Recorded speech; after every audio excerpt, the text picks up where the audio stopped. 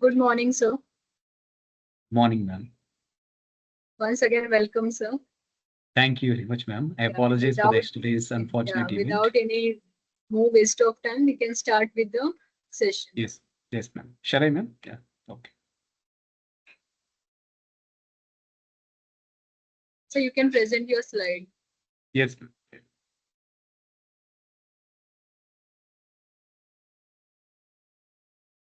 It's visible now, ma'am. Yes, sir. Okay. Yeah. Okay. Good morning, everyone. So today, once again, I came back to give a same presentation. That's a research hack, writing for publication. So agenda, yesterday I have described the agenda, the overall steps I will be presenting. So in conducting a research, then what are the good purpose of writing a good manuscript, or we can say standard operating procedure, we can say. Then venues for research dissemination. So there are many venues are there based on the quality control criteria. We need to select those venues. So how to search for the right journal, then review process, how the review process will be involved, how many types of reviews will be there. I will be just highlighting there. Then ethics in research. Majority of us are publishing many papers or whatever it may be the medium. So ethics we need to take care of. Then finally, the small topic as a plagiarism I would like to present. Then here the overall steps. The first step is to develop a question. So first, if you want to address something, you need to develop a question. So how to develop a question? So that question will be developed using a thorough literature review. So when you are reviewing a literature, you have to find the gaps between the or a connections between the problems or a solutions. So what are the solutions that has lacking behind what has been published? So that you have to identify. That is called as a research gap. So to find out that research gap, we need to have a thorough literature review. Then we need to develop a question. So there it will be a narrow region. So and the first step will be the wide region. So you will be searching for the problems from various literature review. Then after finding a question or a problem, you will be having a narrow region where, so based on your chosen topic, you need to select a selective papers and thoroughly review the literature. So these two steps will go hand in hand. That is developing a question and doing the background research or literature review will go in hand, or they are the integral part, we can say, of the research terminology.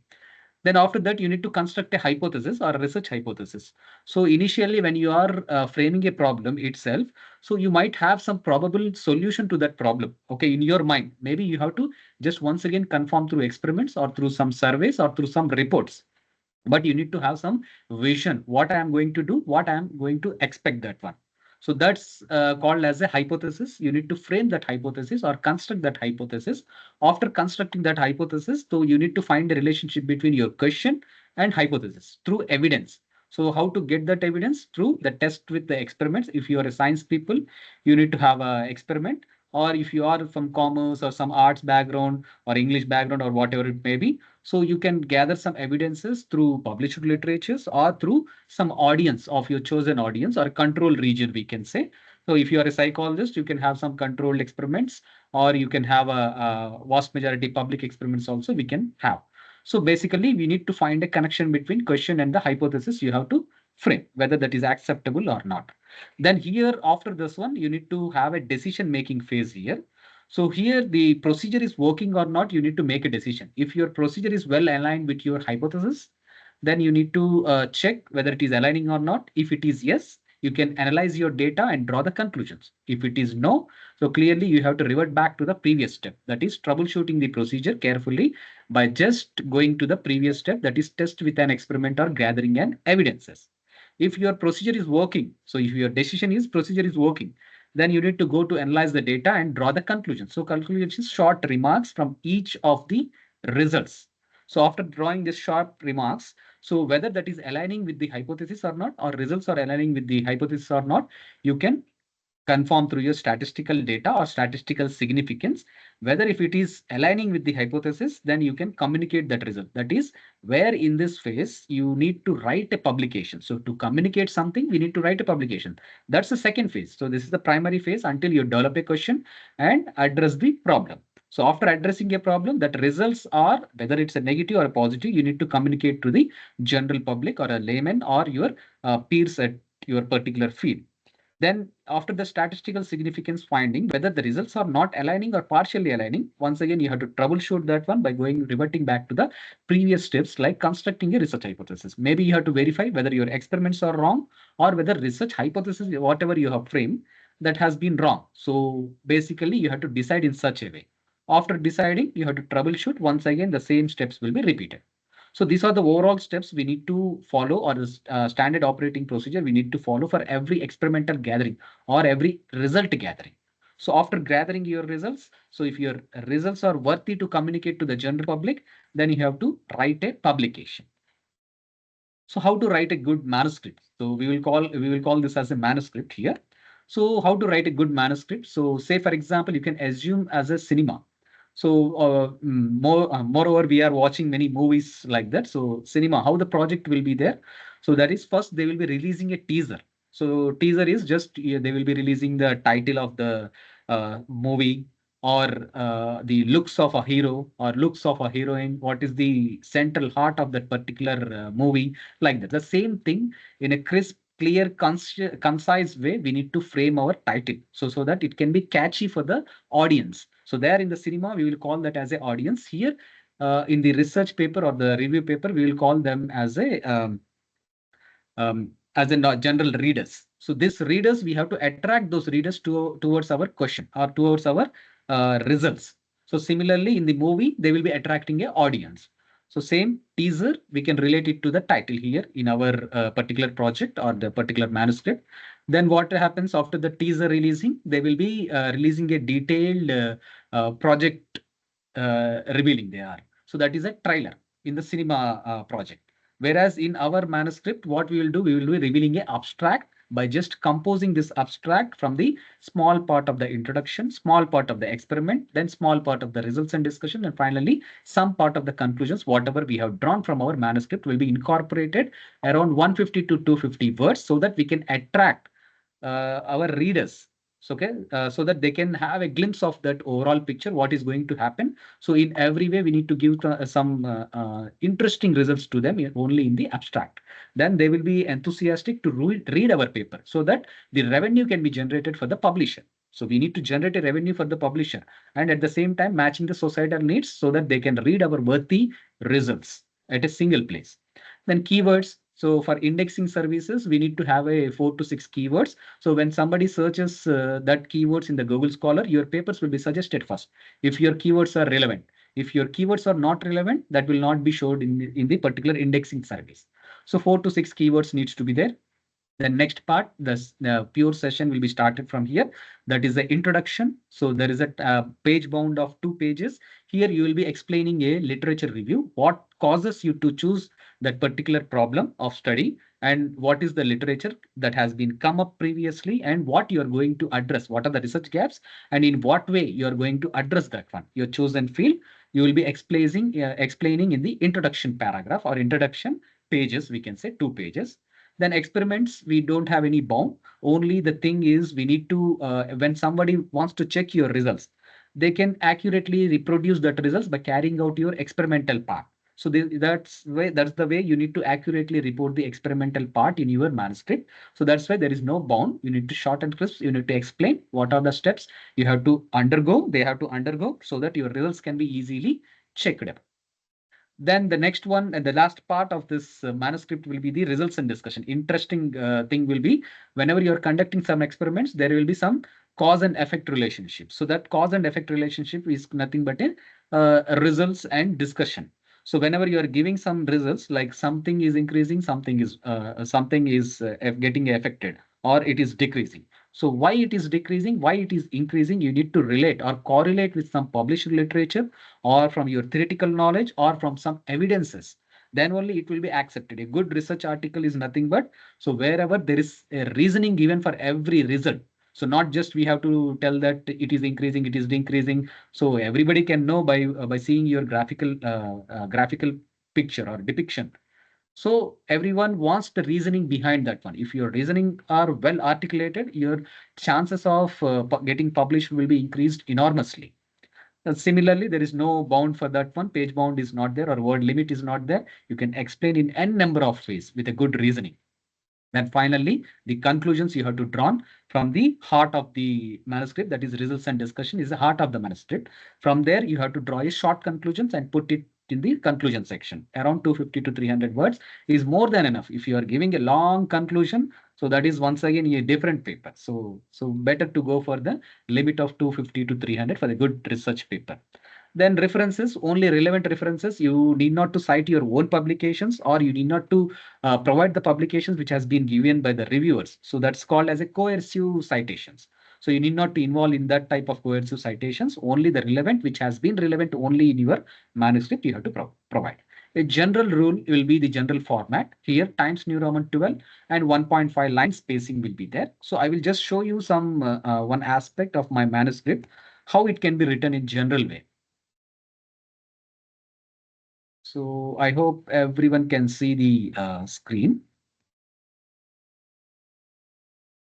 So Times New Roman 12 will be the font size.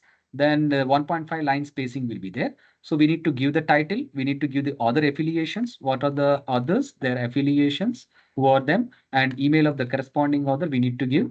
Then as follows, the abstract we need to give, keywords followed by the keywords. Then start with the introduction. This is already a published paper.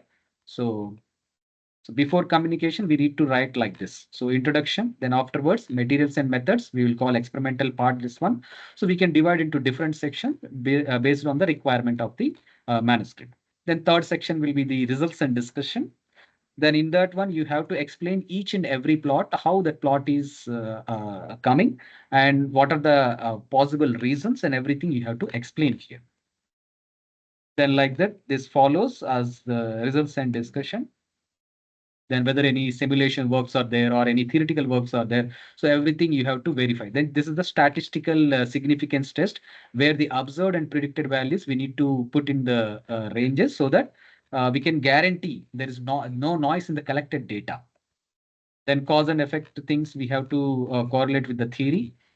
Then finally, we have to develop a flow sheets as per our field. So it should not be for every field. Then what are the mathematics involved behind that one? What are the calculations involved? So everything. And finally, the fourth thing will be the section will be the conclusion. Then if you want, majority of general will be asking to disclose the statement. That is, you don't have any financial competing interest there. So if you have some financial competing interest, you can declare here. Then acknowledgement. If there are some acknowledgements that othership cannot be given for that particular people, we can acknowledge their contribution. If there are minor contributions, you can acknowledge here. Then if there are any symbols used or any abbreviations, you can give there. And finally, the citations and references. Whatever the cited articles in your manuscript, that will be following the references. So like this. So list of figures or graphical abstract, you have to give like this. So usually majority of general will be asking this all graphical abstract and everything in a different word files. Then some generals will be asking a single manuscript file, that is in a word file, only single file. So majority of generals will be asking a different. We have to segregate. The same figures will be separate. Tables will be separate, and highlights we have to provide. Or 4 to 5 highlights is enough. Then graphical abstract we need to give as a separate, and then we have to politely write a cover letter to the manuscript editor or editor in chief.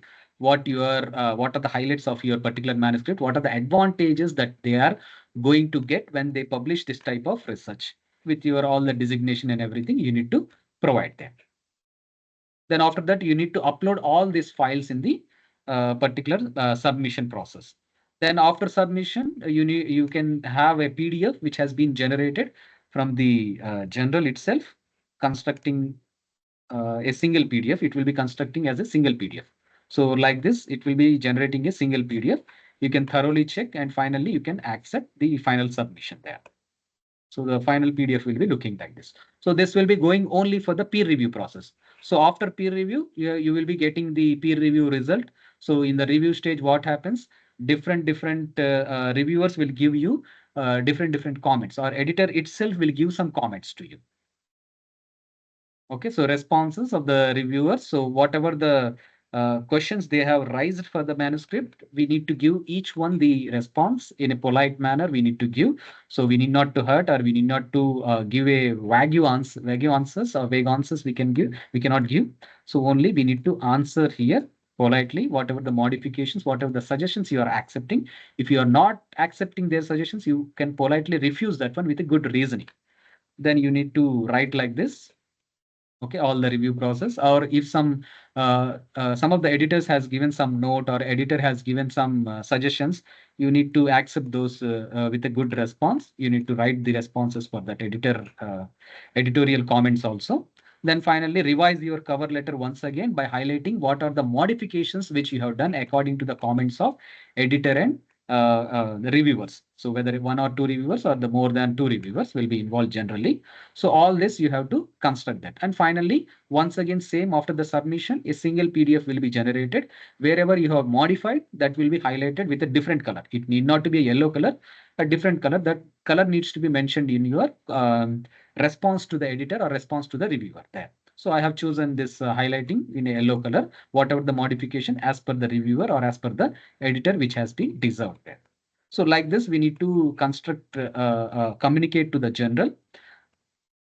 Okay, then afterwards, what happens? It will be sent to the whenever your manuscript has been accepted. So after acceptance, what happens? There that will be generated a gallery proof. So here, this is the final format of a journal that will be done by only the general publisher, not by us. We need not to bother about that one. After acceptance, a mere PDF which we have submitted, that will be converted according to the general format. So after getting converted, if you have any issues with this particular format or issues with this any spelling mistakes or any grammatical mistakes, or if you need some minor modifications, you just can easily write there. So corrected manuscripts you can send so that it can be published online. So like this, we can raise a comment by just highlighting that one and giving a comment, whatever the desired modifications you are needed like this. So wherever it is gone with the yellow color, so that's the modification I have asked them to modify. So finally, after proofreading, it will be published online. So when the communicating author clearly mentions that it can be published, so finally he will be the given responsible to give the answers to the reviewer and answers to the particular proofreading process. So this will be the general format of publication whenever you have written some article. So similarly is the review paper. So one more type of paper will be there, review paper or review project. So it's like a camera. You need to have a good lens here, a good lens so that you can have a scrutiny of the particular papers. So around 40 to 60 articles you have to take, you have to thoroughly read them, you have to critique them. So what are the good addressed in that particular papers, and what are the gaps which you have identified during the review process, you need to highlight in the review project or a review paper. It's just like a critic. So in the critic also same, you need to reveal a title, or if you compare with the cinema, it's just a teaser. Then you need to give an abstract. So what you are reviewing, on what sections you are going to review. So all this that's coming as a trailer, or in our terminology, it's abstract. So around 150 to 250 words. But that for the title, you can increase 5 words extra. Why? Because reviewing more papers will have a different section. So writing a review paper is even harder than the experimental paper, I can say. Why? Because reading, and we have to sit at one place, and we have to jot down what are the topics you need to, what are the sections you need to discuss about. Then keywords, usually 4 to 6 keywords. Then introduction, 2 to 3 pages will be there. Then various sections. Here there is no experimental part or results and discussion. Since you are not conducting experiment, you are not having any results or any discussion. Only discussion will be involved only in different sections about that particular set of papers or particular paper which you are critiquing or which you are scrutinizing. So that's why there is no bound of a paper or the word limit here in the various sections of the discussion. And finally, you need to draw a conclusions of 250 to 300 words and references. So general format to this particular paper is also Times New Roman 12 font size and 1.5 line spacing. So usually review papers, when we get invitation from the editor, it will be very easy to accept, getting accepted. Whereas experimental paper, you can communicate on your own. So this also you can communicate review paper, but getting accepted will depends on the editorial policies for that particular year. Okay, editorial policies will be changing, whether they want to publish that review article or not, depending on a huge selection criteria will be there. Whenever you are getting invitation from the journal, it will be sure shot acceptance after a thorough review process. Then after writing your article, you may be wondering where to submit your article, or where to find a good research journal or a good journal for your article. So here we need to highlight what are the various general publishers which are involved here, or book publishers, we can say that one for the time being. So types of publishers, based on the business model, we can classify them into two types, and based on the publishing model, we can classify them into four types. So business model, if you classify, first one is for profit. As the name indicates, for profit means they will be taking a profit out of your work. So they will be solely based on the profits. So, like say for example, Elsewhere, Springer, Blackwell, or Publishing Village, Sage, MDPI, and Taylor and Francis, all these are the for-profit publication services. They will be, no doubt, they are scrutinizing. Okay, they are conducting a review process genuinely, but they will be expecting some profits. So that's why it will be nearly a competitive strategy they will be adopting in accepting the articles. Then next category will be the non-for-profit. So they will be just accepting a charges, expecting the charges can be made for handling those journals and review process or the editorial process. That's it, more than enough. They are not expecting any funds or any profit from the particular review process. Only for the societal needs, they will be keeping that one. So among them, not for profit also, there are two types. So one is the societies, like say for example, American Chemical Society, Royal Society of Chemistry, or IEEE Institute of Electrical and Electronics Engineering, or maybe many societies will be there depending on the field of study. So they will also be accepting only for the not for profit, operating non for profit basis. Then university presses will be there. Good universities will start their own press and own journals, like Oxford University Press, Cambridge University Press, the University of Chicago Press, and majority of our Indian universities also will have journals, like Sambalpur University. They're having their own journal. Majority of central universities will have their own journal. So they will be meeting their needs from the authors, like open access publishers, or they have their own internal endowment fund they will be utilizing for them without any profit basis. Then based on the publishing model, we can classify into four types. One is the subscription based, where the author need not to pay any money, only the readers will pay the money. Okay, as the author, you can freely just give your data or the communication manuscript to that particular journal. After acceptance, you need not to pay any money. Only readers will pay money. The next one is open access or fully open access. Here, what happens? The author will pay money depending on the availability of the funds. Then readers will not have to pay any money. It is freely available to anyone in the world. Then next one is the combined or hybrid open access, or we can say hybrid subscription journal. Here, both open access and subscription based, they will be functioning. If other desires, or if other has a fund to pay that particular journal, you can adopt this combined model where the journal will be functioning, playing a dual role of open access as well as subscription based. If other doesn't have any money, so you can choose subscription based in the same journal. And in the same journal, if author has a money, he can choose the open access. If funds are available within the government or his own sources, then he can choose this hybrid open access models or hybrid subscription models. And finally, the last model will be the predatory generals. We need not to be commenting anything on this predatory general. So these are operating only for profit basis. Just whatever the manuscript you submitted, it will be converting into PDF and uploading it to the website. So we need not to fall a prey on this particular predatory generals. So majority of predatory journals, according to many news channels and news articles, according to UGC also. So majority of journals which are predatory is operating from India only. We need to be very careful, especially our efforts will be wasted. Why? Because we cannot publish that article elsewhere. So that's why we need to be extremely careful when we are choosing journals. Then how to choose the journals? So quality journals. So publishing model is okay, or business model is okay. So based on indexing services and abstracting services also, we have to choose. Indexing, basically that means when we go to library, depending on our chosen department, depending on our department of interest, we can have a different indexing where we can find our departmental books at one place. So similarly, here also indexing will be there. Depending on your field of study, your articles will be divided according to your department. And abstracting. So all the abstract which we have published will be placed at one single location freely. Abstracts are freely available. If it is subscription based also, they are freely available. Only the content, to read the content only, they have to pay money for the subscription based journal. So same thing here, the importance of abstracting and indexing services will be coming to play a major picture.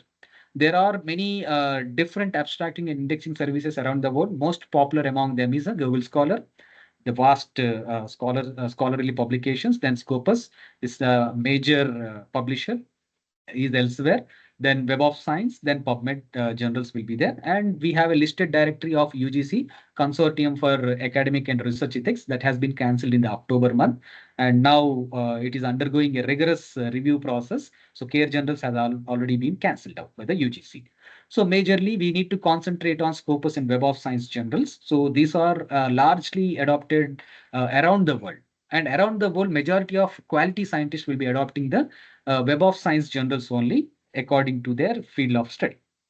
So there are many different core collections. Based on these core collections only, the impact factors or the genuine impact factors will be published here. So you need to remember here the genuine impact factor only can only be published only by Clarivate Analytics. So that's the company. So that company will publish the genuine impact factor. So whatever the impact factor which has been published in the websites of a non-genuine journals is clearly a rubbish and redundant thing. So those journals which are having in first four indexing services, which has been listed in first four indexing services only, will have a genuine impact factor. So why? Because after a rigorous review process of the journal for at least 3 to 4 years only, they will be giving the indexing services. They will be calling them or incorporated into the Web of Science core collection. So that's why due to this rigorous process, they are the only eligible company to publish a genuine impact factor, that is Clarivate Analytics. So first core collection is Science Citation Index expanded. Earlier it was the Science Citation Index only. So that for the offline publications. Now everything is online publication. So that's why. So SCI is merged with SCIE, that is Science Citation Index expanded only online only. Then Social Science Citation Index for the social science people. For arts and humanities, we have AHCI. Then the multidisciplinary category, we have a Emerging Source Citation Index. So only journals which has been listed in first four category only, you will have a genuine impact factor. Then apart from this one, if you are attending a conference, that conference is indexed by the Web of Science. What happens? Your proceedings will be listed in the Conference Proceedings Citation Index, CPCI. So this is also a good one, but it will not have any impact factors. Okay, only it is indexed in the Web of Science. Its citations will be counted. So we can guarantee that its citations will be counted for the API purposes, for the NAC purposes, or NIR purposes. Everything it will be counted. Then books. If you want to publish a book for the international publishers like Springer or Taylor and Francis, they will be always indexed in Book Citation Index (PCI). That will also be one of the core collection of the Web of Science.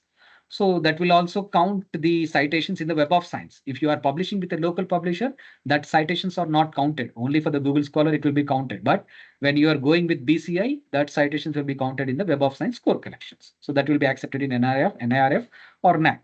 Then if you are interested in patent is highly a subjective matter of the particular states or countries, we can say. Why? Because the country will handle large majority of patents with their patent offices. But if you want a good patent citations, you need to have that patent in the PCI index, that is Patent Citation Index, that is also produced by Web of Science core collection. So these core collections will be selected.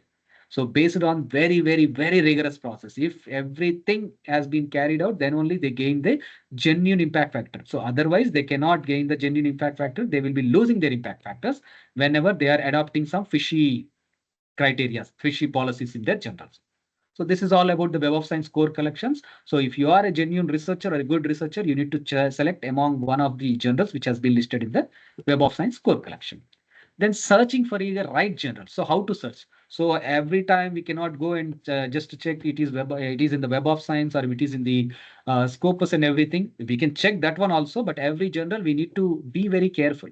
So rather than checking for the each journal, we can just search with the databases like Elsevier General Finder, Springer General Finder, Village General Finder, Taylor and Francis General Suggester, or MDPA General Finder. MDPA means nothing but a multidisciplinary digital uh, publishing institute, we can say multidisciplinary digital publishing institute general finder. So all these general finders will be easily accessible via web.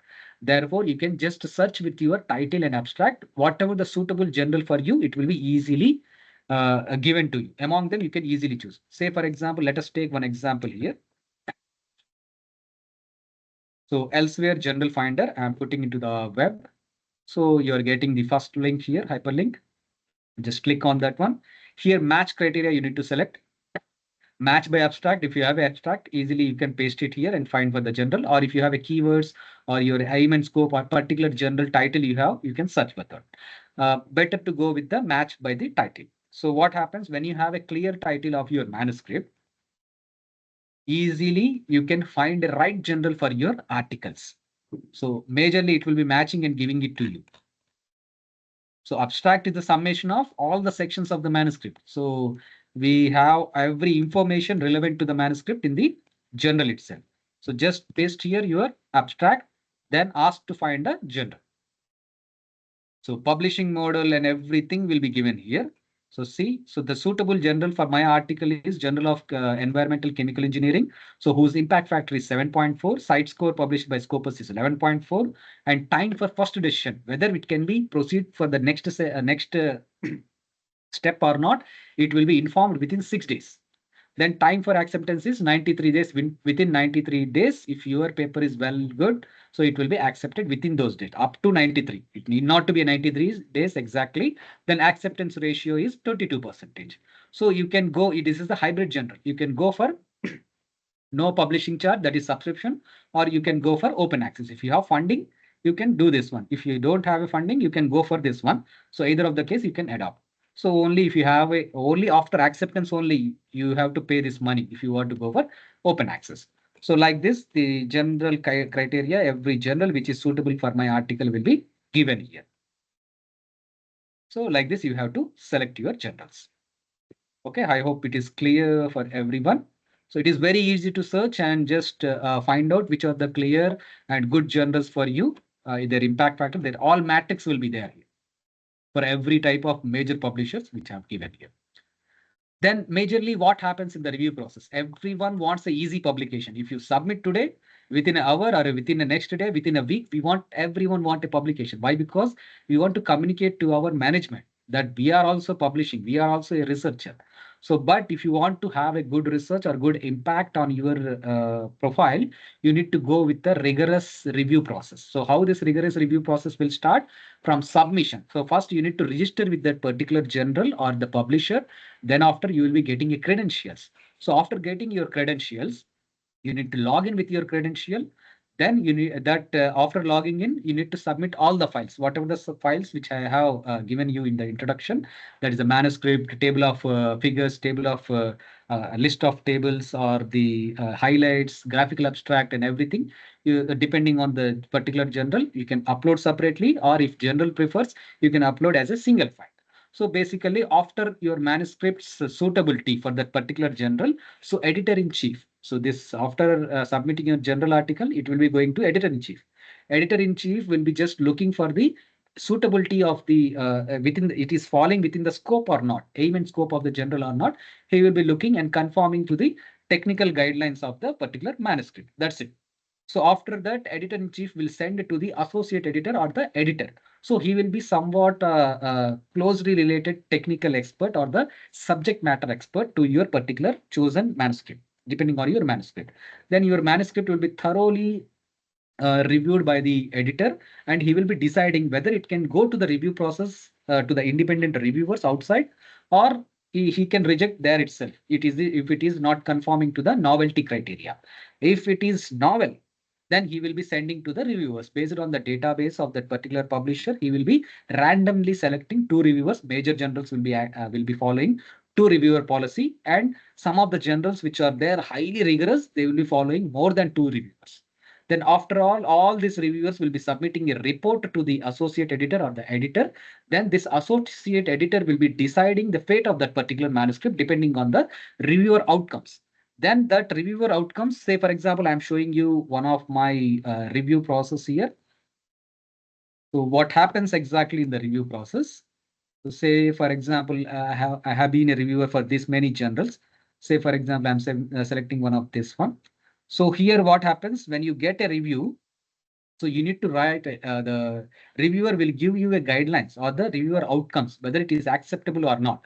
So majorly I have provided this many comments for that particular journal. So after providing the comments, so it will be sent once again back to the particular letter to the editor. We need to write a letter to the editor.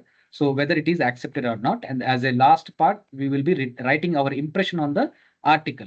So my overall impression of this article is that it is well articulated, but the study is lacking novelty. So whether acceptable or not, he has to decide. That particular journal editor has to decide that one. So after reviewing entire process, that will be sent to the associate editor. Then associate editor itself can reject the article, or he can communicate it to the editor in chief. Then editor in chief will give a decision, pass a decision of your manuscript, whether it has to go to the major revision. If major revision means you have to conduct a thorough experiments, whatever demanded by the editor, associate editor or the reviewer. Then if it is a minor revision means minor here and there, some changes you can modify. Once again, you have to send it back. Then it can be accepted. Or directly, if the decision is reject, so he will be rejecting. You need not to submit it once again to the same journal. You can upgrade that one according to the comments of the reviewers. Then you can send it to the some other journal. So, but undergoing all this rigorous process will have its own advantage. Why? Because it has been thoroughly gone through by three experts. That is one editor in chief, associate editor, two reviewers, independent reviewers. Then only the decision has been passed. So means you have a comment from three independent reviewers, three external persons.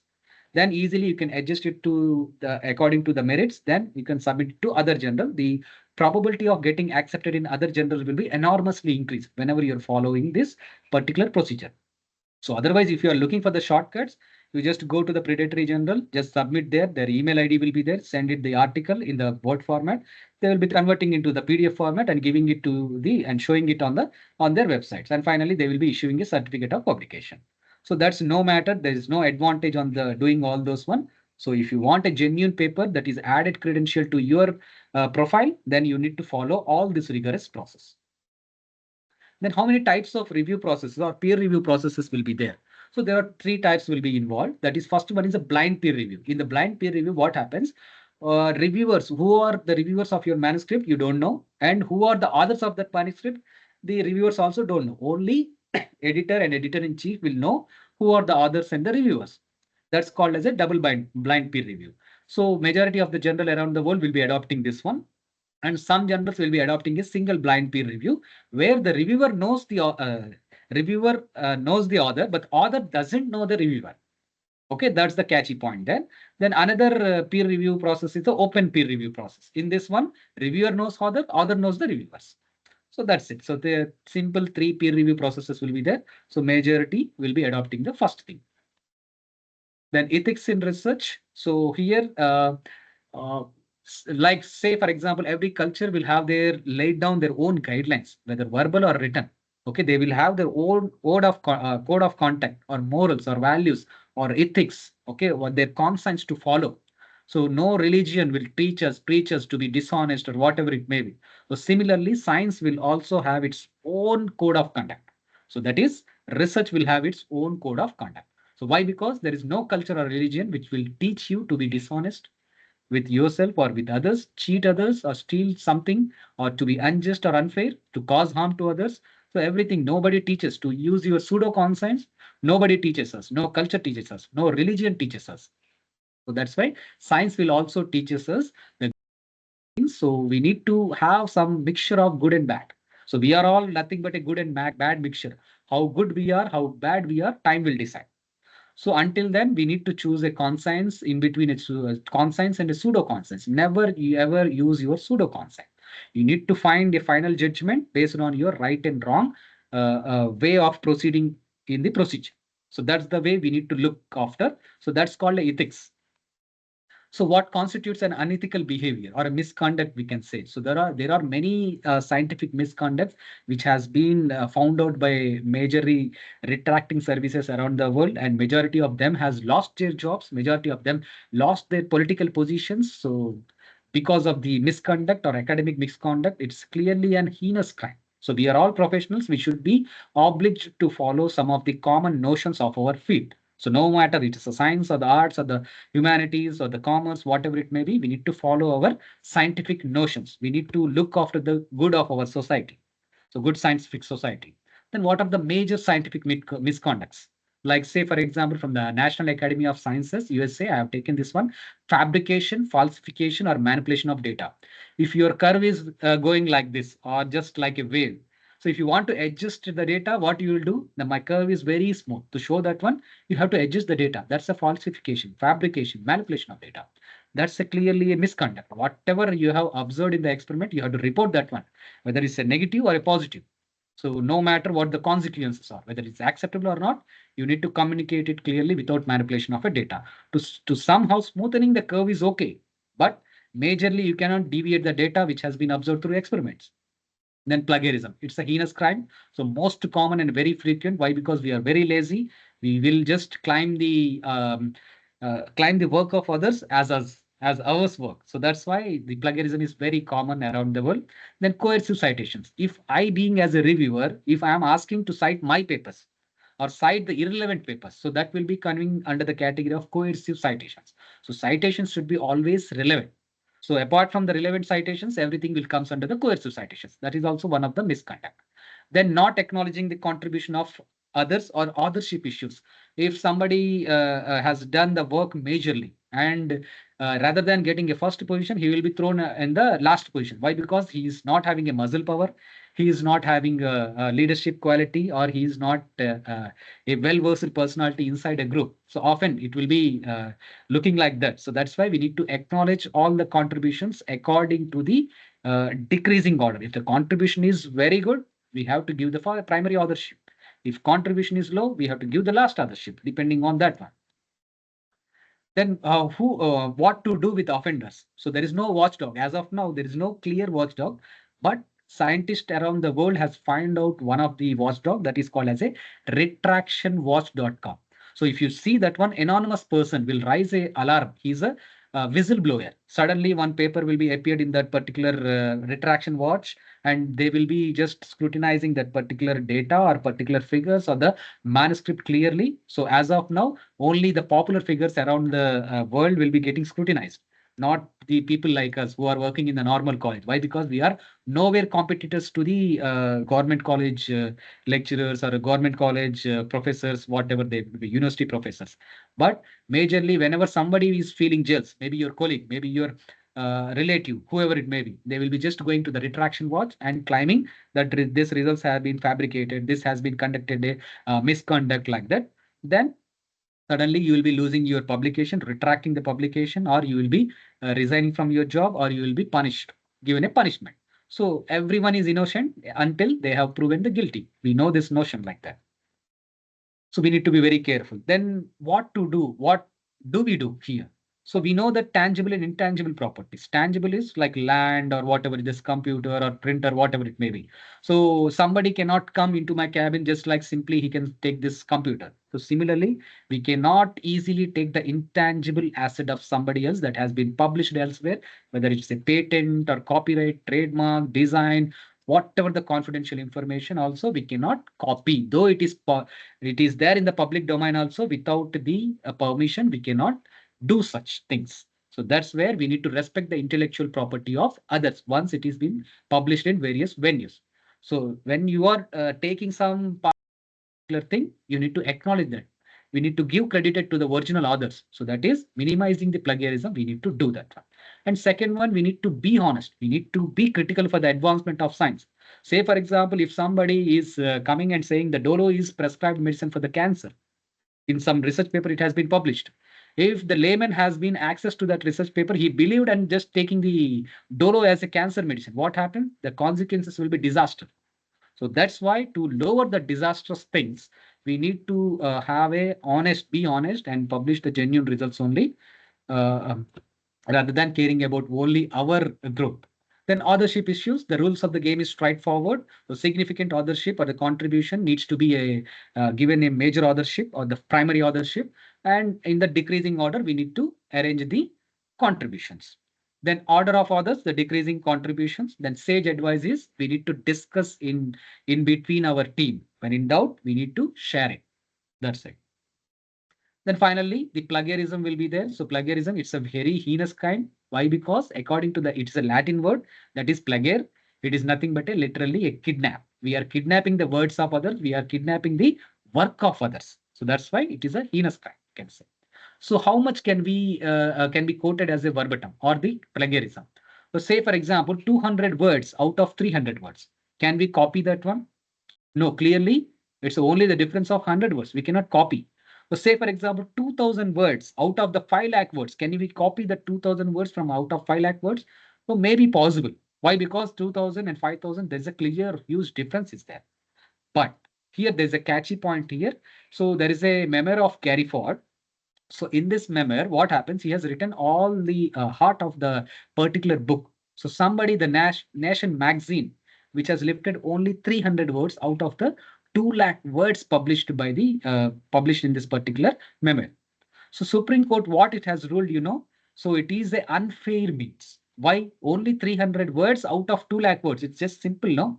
So its percentage is very less. But why Supreme Court has ruled against that particular Nation magazine, So because the 300 words copied is nothing but the from the heart of that particular book, from the Gary Ford heart of the book, it has been carried away the 300 words. So though we are looking 300 words are very lower compared to the 2 lakh words. But when you are carrying out the heart of the book or the heart of the publication, that's clearly an verbatim or clearly an plagiarism, we can say. So then next one is infringement occurs even with the author is credited. So say for example, if you are going with the review paper, if you want to use somebody else, some papers figures. So first you need to communicate to the copyright owner, maybe the publisher or maybe the author. Then after communicating to them only, after getting a written permission only, you need to use that one. There is no excuse that copyright owner is not traceable. Okay, you need to trace them. So every means you need to find out them. So there is no excuse for that one. Then what are the consequences? So usually consequences is suitable for the crime. So plagiarism is clearly an crime against our institutes or academy. It deceives the readers, hurts original authors. It is the worst behavior, a sin, and an act of treason, we can say. So there are different shades of plagiarism. So complete plagiarism, you will be copying the other piece of work and claiming your own. And you are cut, copy, paste from some electronic journal or some internet medium, and you are claiming it as your own. Then switching of word, like using a quillboard and switching the words here and there. You can use the AI tools, but judiciously you have to select the words. But just twisting that words, it will not be giving a clear verbatim there. Then self-plagiarism. So citing uh, reproducing the data, same data in the multiple publication of your own. Though it's your own data, it's your own text, reproducing it into the multiple different forms is nothing but a recycling of the text. So you need not to do recycling of the figures. You need not to do. So all this you need to be aware. So why? Because all this comes under various shades of plagiarism. Then why do people plagiarize? Out of greedy. We want easily 10 publications in academic year, 20, 30, 40, whatever it may be. We want everything. But work, there is no work. Then laziness. Are who will do this work? Why unnecessarily we have to bother to do this work? We are teaching. No, we are doing all those things. Why to do research? Then lack of time and planning. Research requires a planning, proper execution. So planning is must and should. We have to think a lot. So who will think? Who is having that much time? We are busy with administrative work. We are busy with the teaching work. Why we will plan? So unnecessarily after planning also, what is the success rate of that particular experiment? So fear of failure will be there, obviously. Then lack of confidence. If I do also this experiment, so whether that is going to accept, whether the if acceptance also, whether I am going to receive a citations for that one, whether I will be popular or whether I will be famous or not. So all this will be lack of confidence or lack of knowledge. So somebody will want to genuinely do research, but they don't know what is the notion of a good research. So we need to study the research methodology course to get into the heart of that particular research category. Then pressure to produce. Nowadays, every university or institution is prioritizing publish or peerishing culture. So publish or otherwise you leave the institute. So why? Because we want an A grading or an A grading. So because of this one also people are doing plagiarism. So that's intentionally we are entering into the crime category. The level of punishment, we need to call a dictum here. That is nothing but a punishment normally suits the crime. So what does it mean? Does it mean the self-realization? When you realize by yourself, you need to get a retraction or you need to apologize for the publisher or the open public. Then you need to resign from your duties. It's not uncommon. It's a common. Majorly, if you verify, if you read an international newspaper, majorly many of the professional suicides are there, resignations are there. Many of the politicians have been resigned from that one. Then debarment from the duties are more common. Then withdrawal of your publication or retracting the publication by the journal itself or the publisher itself. And you offer some corrections. If it is a minor correction, you offer one more publication along with these corrections. So majorly it will be involved like this. Then what are the tools available for the plagiarism? So like Authenticate or Turnitin, this will be popularly used by major publishers around the world. Then we have other plagiarism checkers like Doobly Checker, CopyLeak, PaperRater, Plagiarisma, PlugScan, Drillbit. So all these are there. So remember, before doing a act of treason, that is a plagiarism, you need to be careful extremely because of this website, that is www.retractionwatch.com. If you verify the data in the retractionwatch.com, majority of politicians and majority of leaders of the big institutions, renowned institutions, like in our IITs also, they have lost their jobs or lost their reputation because of this website. Anonymously, somebody can comment on your paper. Just they will just have to choose your paper and selectively write a review of your paper, and they will be commenting on your paper that this is has been plagiarized by something or falsified the data or whatever the misconducts I have listed down comes, and if that comes under this category, so general publisher will be issuing a show cause notice to you. If you cannot explain with a good explanation, so your article will be retracted. You will be punished depending on your organization. Then, at last, many people say that it is intellectual, which guides the world, but which makes the great scientist or researcher. That's a clearly a wrong. It will not a great scientist or researcher. Why? Because character makes it almost all the things in the scientific world. But character is what? When you do when no one is watching. What you do when no one is watching. Then concluding remarks, we need to think more and more and more before going for the publication, before writing or before conducting an experiment or developing an hypothesis. We need to use a model, maybe a physical abstract or exploiting the analogies between the theoretical knowledge and making connections between various theory and experimental part. Then we need to have a group activities. We need to discuss it openly or open-ended questions we need to answer, synthesize your own experiments, your own results you need to analyze. Then we need to stay alert and active and read more and more. We need to solve a puzzle so that our brain power can be increased. Then ask more questions and maintain a positive attitude. Once I am writing this article, it will be published. No matter what is what, I am a genuine person, it will be published. We need to be a positive. Then be honest in your own work. So honesty costs you more initially, but fruits are very, very worthy for your prosperity in the near future. Then finally, as a researcher, you need to build your reputation, your own reputation, by just creating your own profiles like ORCID profile, Vidwan, ResearchGate, Researcher ID, then Google Scholar, Scopus, LinkedIn, personal website. So all will build your reputation.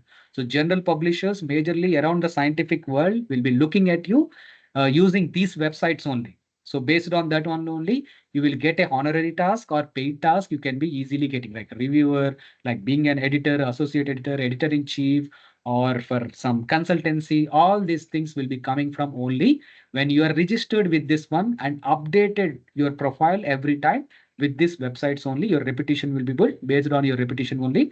You will be getting a consultancy things. Then as a researcher, you need to be actively take a membership in professional bodies, and actively you need to present at conferences, seminars or symposium, not attending conferences or seminars. You need to present it. Your data needs to be presented. No matter how small the result is, how big the result is, whatever it may be, how negative the result is, how positive the result is, you need to present it in various venues. Then actually involved in discussions or experimentation. Then actually you need to take part as a speaker or resource persons so that your knowledge can be vastly shared. If you are sharing your knowledge, it will be increased. And neither it cannot be decreased. Knowledge is the one thing which will not at all decrease. Why? Because it's an intangible property. So that's why. So as a researcher, we need to do all those things. I thank you very much. So my presentation is done. If you have anything, you can ask. Thank you. I thank organizers for giving me this opportunity.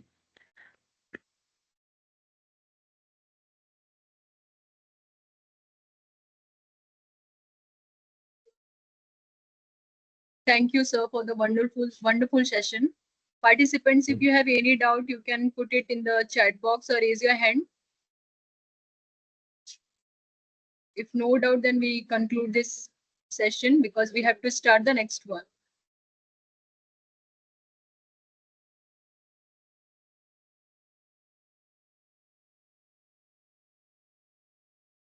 Yes, no doubt. Okay. Yes, ma'am. Nothing in the chat box. Okay, sir. So on behalf Okay. of the Department of BSc Computer Science of Nirmala Memorial Foundation's College of Commerce and Science, Maharashtra, in collaboration with Loyola Academy, Telangana, we cannot thank you enough, Sir Dr. Zakir Hussain, for your valuable intelligence scored by you in today's session. Your dedication to sharing knowledge is praiseworthy. We deeply appreciate your precious time and contribution to the success of this national level FDP program. Once again, thank you, sir. We look forward to more such enriching interactions. And for all the participants, feedback link is shared with you all through WhatsApp till 5 p.m. only for both the days, day 2 and day 3. Kindly submit it as soon as possible. Thank you, sir. Thank you, ma'am. Thank you.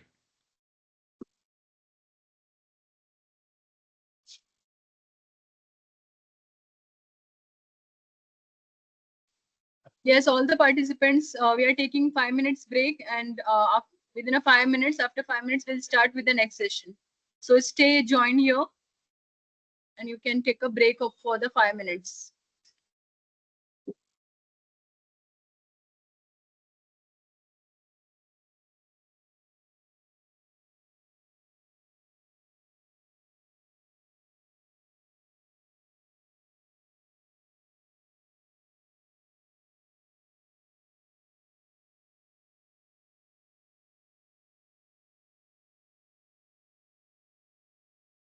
Participants for day 2 feedback link has been shared. For day 3, the feedback link will be again shared separately after this session.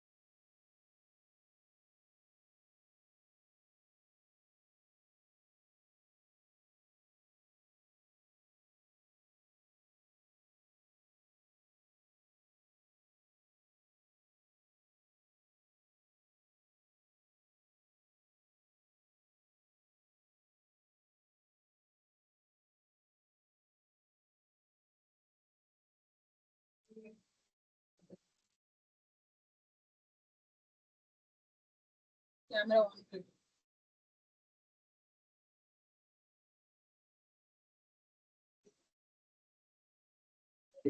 Good afternoon, everyone. Good afternoon, ma'am.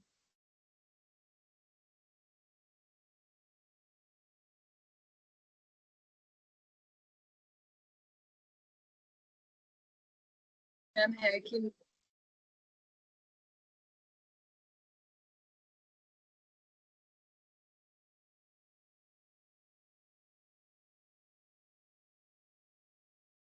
Okay, I hope all are set for today's session, for the third day session.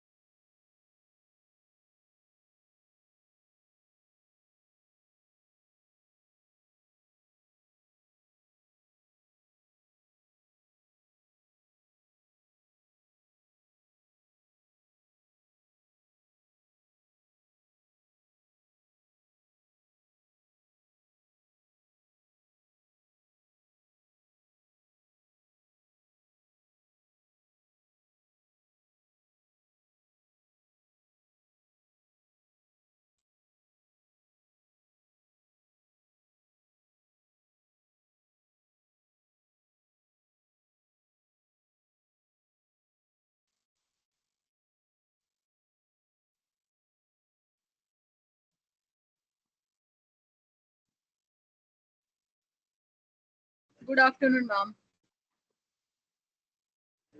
Good afternoon, ma'am.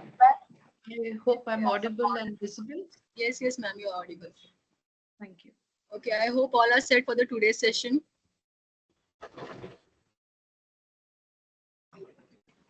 So I welcome all to the third day of our series 5-day national level FDP program on enhancing quality research through patent writing and IPR, organized by Computer Science Department of Nirmala Memorial Foundation College of Commerce and Science, Maharashtra, in collaboration with Loyola Academy, Telangana.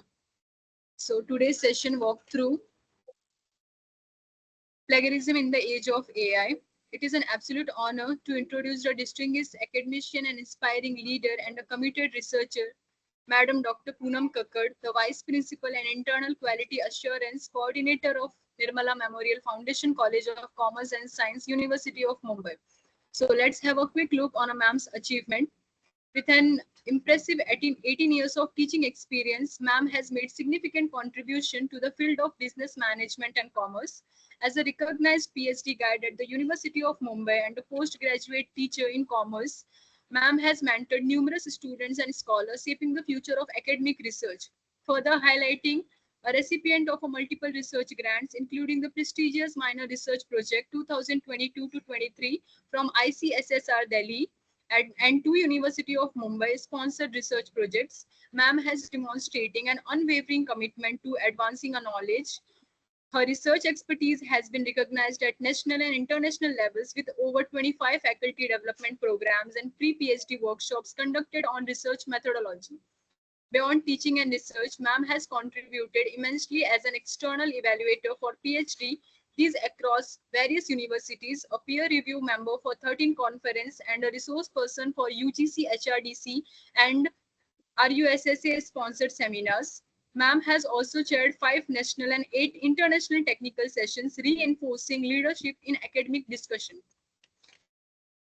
Ma'am dedication has been recognized with multiple accolades, including the Eminent Young Researchers, International and National Awards 2020 to 21 from I2OR, the Best Researcher Paper Awards at renowned national and international conferences, and the prestigious National Level Best Teacher Award in the Faculty of Management under 40 conferred in the presence of Honorable Chairman of UGC on September 6, 2021. So as a ma'am, also as a notable achievement, ma'am has organized over 10 research workshop and conference at state, national and international levels, fostering a culture of academic excellence.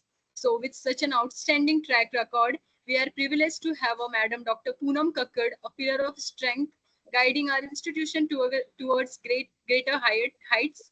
Let us extend a warm welcome and a round of applause for ma'am. So welcome, ma'am. We have honored to have you here and ready to hear from you. Over to you, ma'am. The floor is yours. Thank you. Thank you very much for this warm welcome, Madam Jyoti, given by you. I take this honor and pleasure to have an interaction with a lovely audience here. Though this is going to be a great challenge to me because it's almost turning afternoon, people may be hungry. But let me convert this hunger into hunger of knowledge where I share, my audience will be happy for the delivery. So all the best to me as well as to the audience here. Let me take an anticipatory bail. I belong to the field of commerce management, and I happen to see most of the audience belong to information technology or computer science. So, ideally speaking, technology and me do not go much in hand, but I'm teaching and I'm going to talk about a topic related to AI. We are surviving, and this is the age of AI. So something which is inseparable, we cannot run away from it. And hence I took up this challenge and I said, let's have a talk with the audience who are actually powered with technology. And rather I could have a session which could be interactive where I talk something and the participants can add on some new knowledge to it. So I hope this session turns out to be very fruitful and a learning session at both the end, yours and mine. Okay. Please allow me to switch off my camera so that there cannot be any network issue or bandwidth problem. And just let me know if I'm audible well. Yes, ma'am.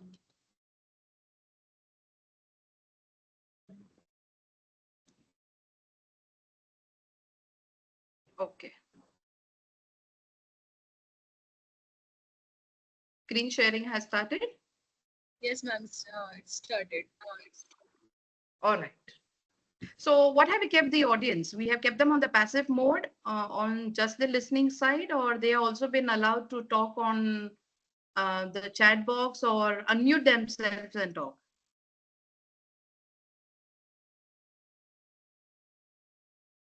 How have we kept the audience? Are we giving them the permission to unmute and talk? Jyoti ma'am? Ma'am, Let's session. ma'am, we have kept them on passive mode. And as and when if any audience have any doubts, they will raise their hand. We will give them the mic access. Wonderful, wonderful. So wanting the session to be on the interactive mode, I would request the organizing committee, as in how the audience or the participant raise their hand, please unmute them because we would love to hear from them what really they want or they are expecting from this session. I appreciate Mr. Dr. Hussain, who covered up a partial part of my topic when he spoke about plagiarism, which is a part and a must because he was talking about publications in repute journals. When you talk about ABDC journals, so he had to cover up a part of plagiarism into it. Well, now my duty is to add on to what you have heard so far in session one. So I really wanted to know what are the expectations that the audience has. Now, certainly, there is nobody in the audience, I'm sure, who doesn't know what is plagiarism. We all know what is all about cut, copy, paste. But what is that you're expecting from me in this session, or you want to learn from me in this session? Let me promise you that I will not be using any jargons, any research jargons, or any bombarding words about research to make it more complex and complicated. We are going to talk about our daily experiences, or I'm going to talk about my experiences in the research journey I had during my PhD. And a lot of mistakes that I did, which I expect my audience not to do it, and ensure that the journey for their PhD and research work goes simplified. So let's share the experiences that we have been covering in our research journey. Yes, audience. So may I know what is that you were expecting from this session? Is it that you really want to know what are the penalties that the university or UGC charges when you are trapped under plagiarism? Or is it that you want to know what are the various AI tools that helps you to prevent plagiarism in your research study? Are you acquainted with any kind of AI tools?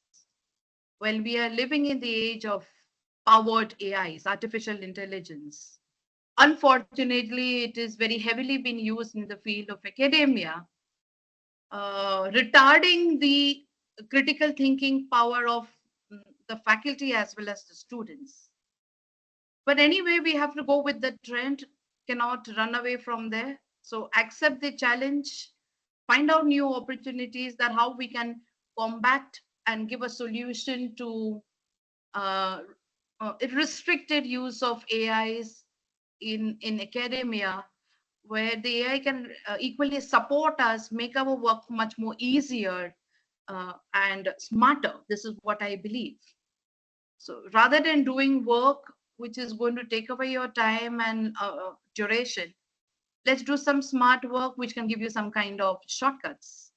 Shortcuts in the sense, uh, not doing the work in a easy way, but in a smarter way. So is there any AI tools that my friends are aware about who are there right now attending the session?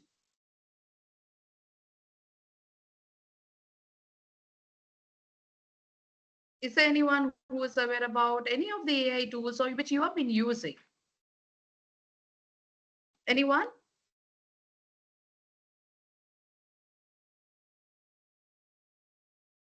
Is there any hand raise or any chat box where people are talking, sir? No, ma'am. What I do is I will give mic access to all the attendees. That If they sounds want to good. speak. Yeah. And Yeah. I'm sure these are academicians, so they will definitely maintain the decor of the online session. Yes, ma'am. So Mic access wanting is to have given an to idea. mic access is given to all the participants. Yes. What is that are we expecting? ChatGPT.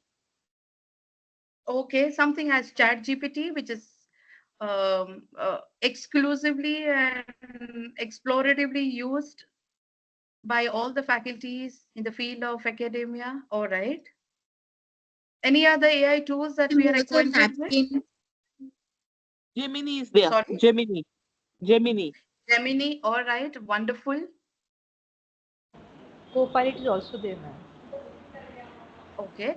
So all these tools that you've been telling me, the AI tools, GPT-3, you are saying, ChatGPT, you are saying, Gemini, you are saying, are they being used by you in the field of research precisely, or this is precisely for your day-to-day activities in the field of academics? Not for the research, but for day-to-day activity, writing Day-to-day letters. activities, Yeah. day-to-day activities. Yes, ma'am, not for the Unfortunately, even research. to make a notice, now my dear teachers and participants take the help of ChatGPT. So sometimes I feel AI, what do you call it? It's a debatable topic now, whether it is a boon or a curse when we talk about. But we have to take it positively. We have to take it sportingly and ensure that the AIs that I will be discussing now are being used systematically, honestly. Transparency is maintained in the field of research when we use such tools. Please remember one thing, that when you are doing your research, whether it is a research paper or whether you are doing um, your PhD, okay, always start with an end in your mind. Because ultimately, whatever you are doing in your research, you have to defend your work. You have to talk about every decisions that you have taken, defend it as to why did you take this decision, to the audience, to the readers who are going through your work. So when I say you have to defend your work, you're going to have your open defense. Or if the reader, if your paper is uploaded on ResearchGate, research scholars may read through your publications and probably shoot you mails for any of the queries that they have got in your paper, right from your research methodology or the conclusions that you've derived or any suggestions that you're giving in your research. Now, though I belong to a faculty which is commerce management, and I'm addressing to the faculties of ITC as information technology, but research is something which is universal. Okay, so when I talk about research methodology, whether let it be in the field of medicine or whether you be in the field of commerce, management, or science, the methodology still remains same, and hence it is universal. Hence, I will be able to relate to you very well when I'm going to have some kind of discussions in my presentation. I'm precisely going to focus on from the area of research, because I'm sure I'm trying to address some who are already research scholars who want to pursue their PhD, somebody who are already PhD degree holders. It's time to update our knowledge and get yourself acquainted with what are the various AI tools which have been far and wide popularly been used in the field of research. Hence, I'll be discussing few of the AI tools which will get your work very quick. And in if you talk about foreign universities, they are used not abruptly. They are used with great uh, dignity and maintaining the integrity of research. I will be showing these kind of tools to you. Next, what I'll be discussing in my today's presentation is all about the concept of plagiarism and how traditionally plagiarism was been identified and in the current introduction of AI, how the plagiarism has been detected. We all know UGC norms which says the publications made, the publication should not have a plagiarism is more than 10%. They would always want the plagiarism level to be less than 10%. So how do we maintain this integrity, ensuring that originality of the work is maintained and there is no such cut, copy, paste happening in our work? And we contribute to the field of research by adding some more knowledge and adding some more uh, inventions that we are trying to do through our paper. We'll be also talking about some ethical challenges which are posed by AI. The major thing that we really face is when we use AI, we really truly don't know who is the true author. Is it the researcher, or we should tell it is the AI which we are using? So ideally, even if I want to trap the researcher, I really don't know who is the true author when I'm using AI. So we will try to overcome such kind of questions that I'm trying to raise in my slide here. We will also try to have some kind of steps to prevent plagiarism in research, and ideally to learn solutions to combat plagiarism in the age of AI with effective citations and rephrasing using various AI tools which are very popularly right now in the market. When you talk about Mendeley, you talk about Zotero. So this session is more around hands-on experience I'm going to give you on various AI tools, which is going to make your life very easy, and you will definitely feel that research is no rocket science. It's all about using logic, all about using some smart path with the help of AI, uh, and making your research much more popular to the society to read and understand and execute. So when I say about AIs, then definitely we all know that these tools have transformed the way the researchers are now working. Gone are those days where you had to actually visit the libraries, you had to sit and note down everything. The research scholar was not allowed to do any kind of photocopy of the material what they're trying to look at. There was a time there were mobile phones also were not allowed to be taken in to take any screenshots.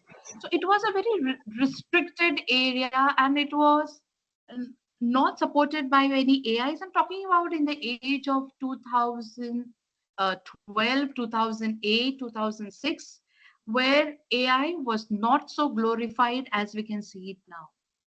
Uh, Today, this is the age of AI where we have a lot of tools that I have mentioned, which I'll be talking about, right from Grammarly to Quillboard to ChatGPT, somebody said, Paperpile, AvidNote, Trinka, Zetero. These are popular tools which people are using, which is overwhelmingly used in the field of research, and which will help you to detect detect your plagiarism level, reduce your plagiarism level to the extent that if when you're using those actual softwares to identify your plagiarism level check, it will definitely be less than 10% as per the university standards and benchmark that UGC has created. So using AI, look how life has become so easy. It helps you for writing assistance. Not all of us are English teaching teachers. Not everybody's language will be so beautified. I'm sure that when there'll be a lot of times that we have got so much to talk, so much to write, but our writing skills are not really great, which really creates a hindrance or creates a kind of a barrier for us for having an effective communication. So AI really helps me out in this way, which helps me to refine my language, beautify my writing skills, polish my research ways, as to and present my research work to the society whom I'm aiming at. Next is AI also helps me to have review of literature. So gone are those days where we have to sit in the library for hours together, note down in the book what we are looking forward, what each author is saying. And near about through 3 months, 4 months, we had to go to the library visits for the same. Now it's work has become so easy. With the click of a button sitting on your desk, you can have the global reach for any of the research papers you're looking at. Look at the transformation that has been taken place with the help of AI in the field of research. This is nothing we were used to depend upon. We used to depend upon statisticians to get our data analyzed. But now dependence has become so less that now we can ourselves do the statistical analysis, provided we know the right statistical or right AIs that we can use. One thing that we need to take in mind that over dependence is also a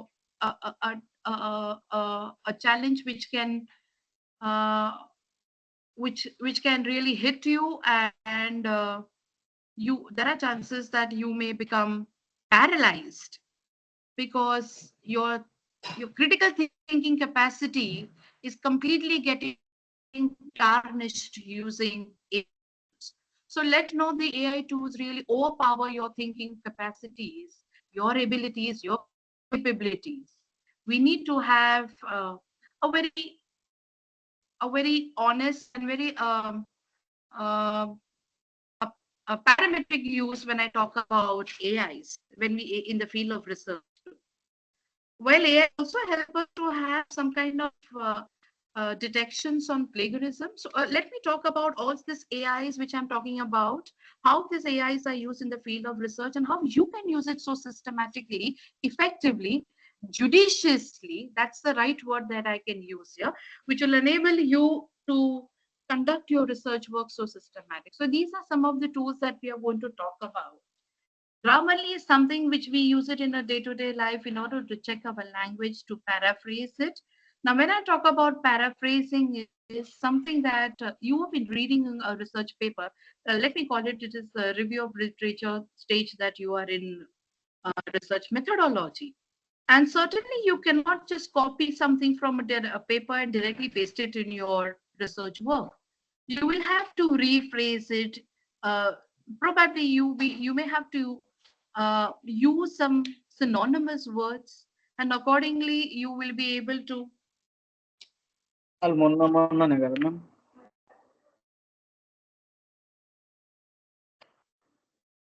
Well, there is some technical glitch, so probably sharing of screen. Just a moment.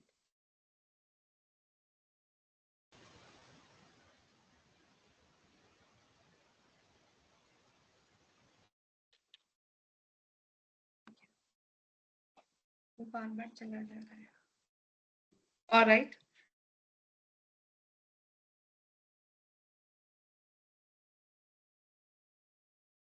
Visible?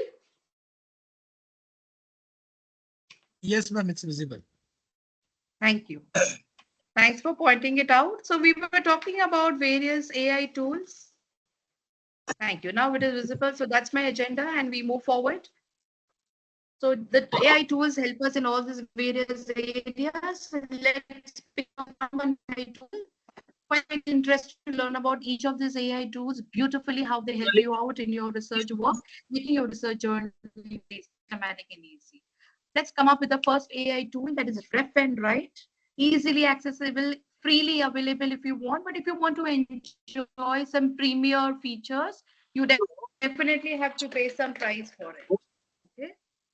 Let's understand, this is an award-winning tool for writing research papers and thesis.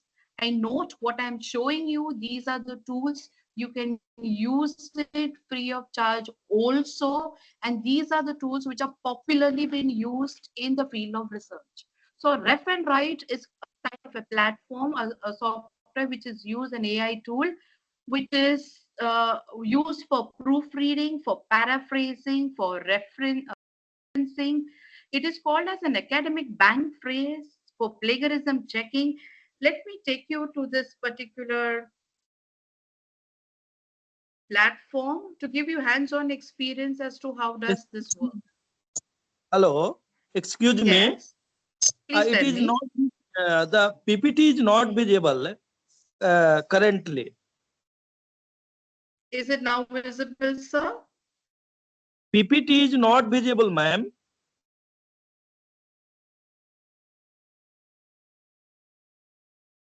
All right, sir.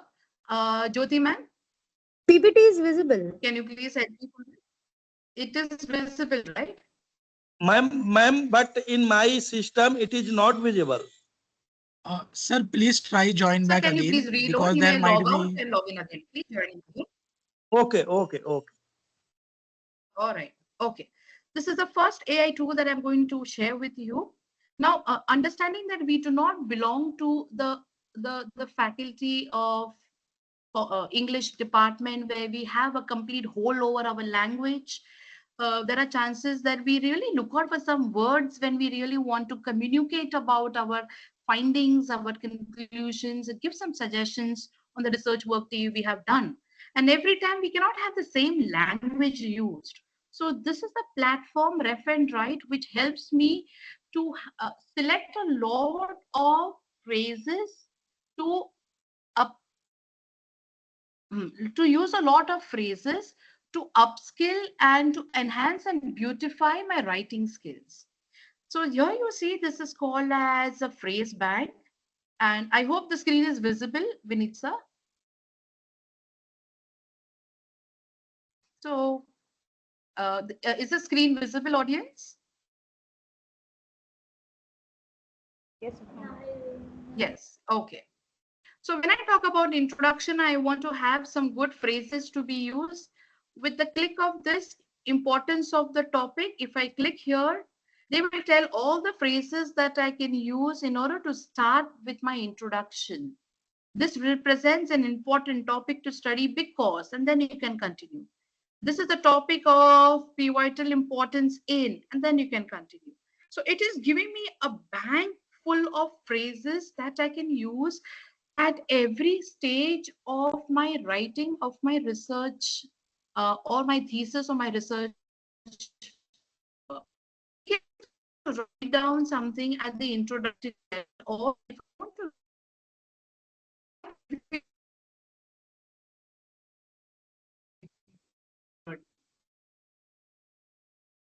of your phrase particular form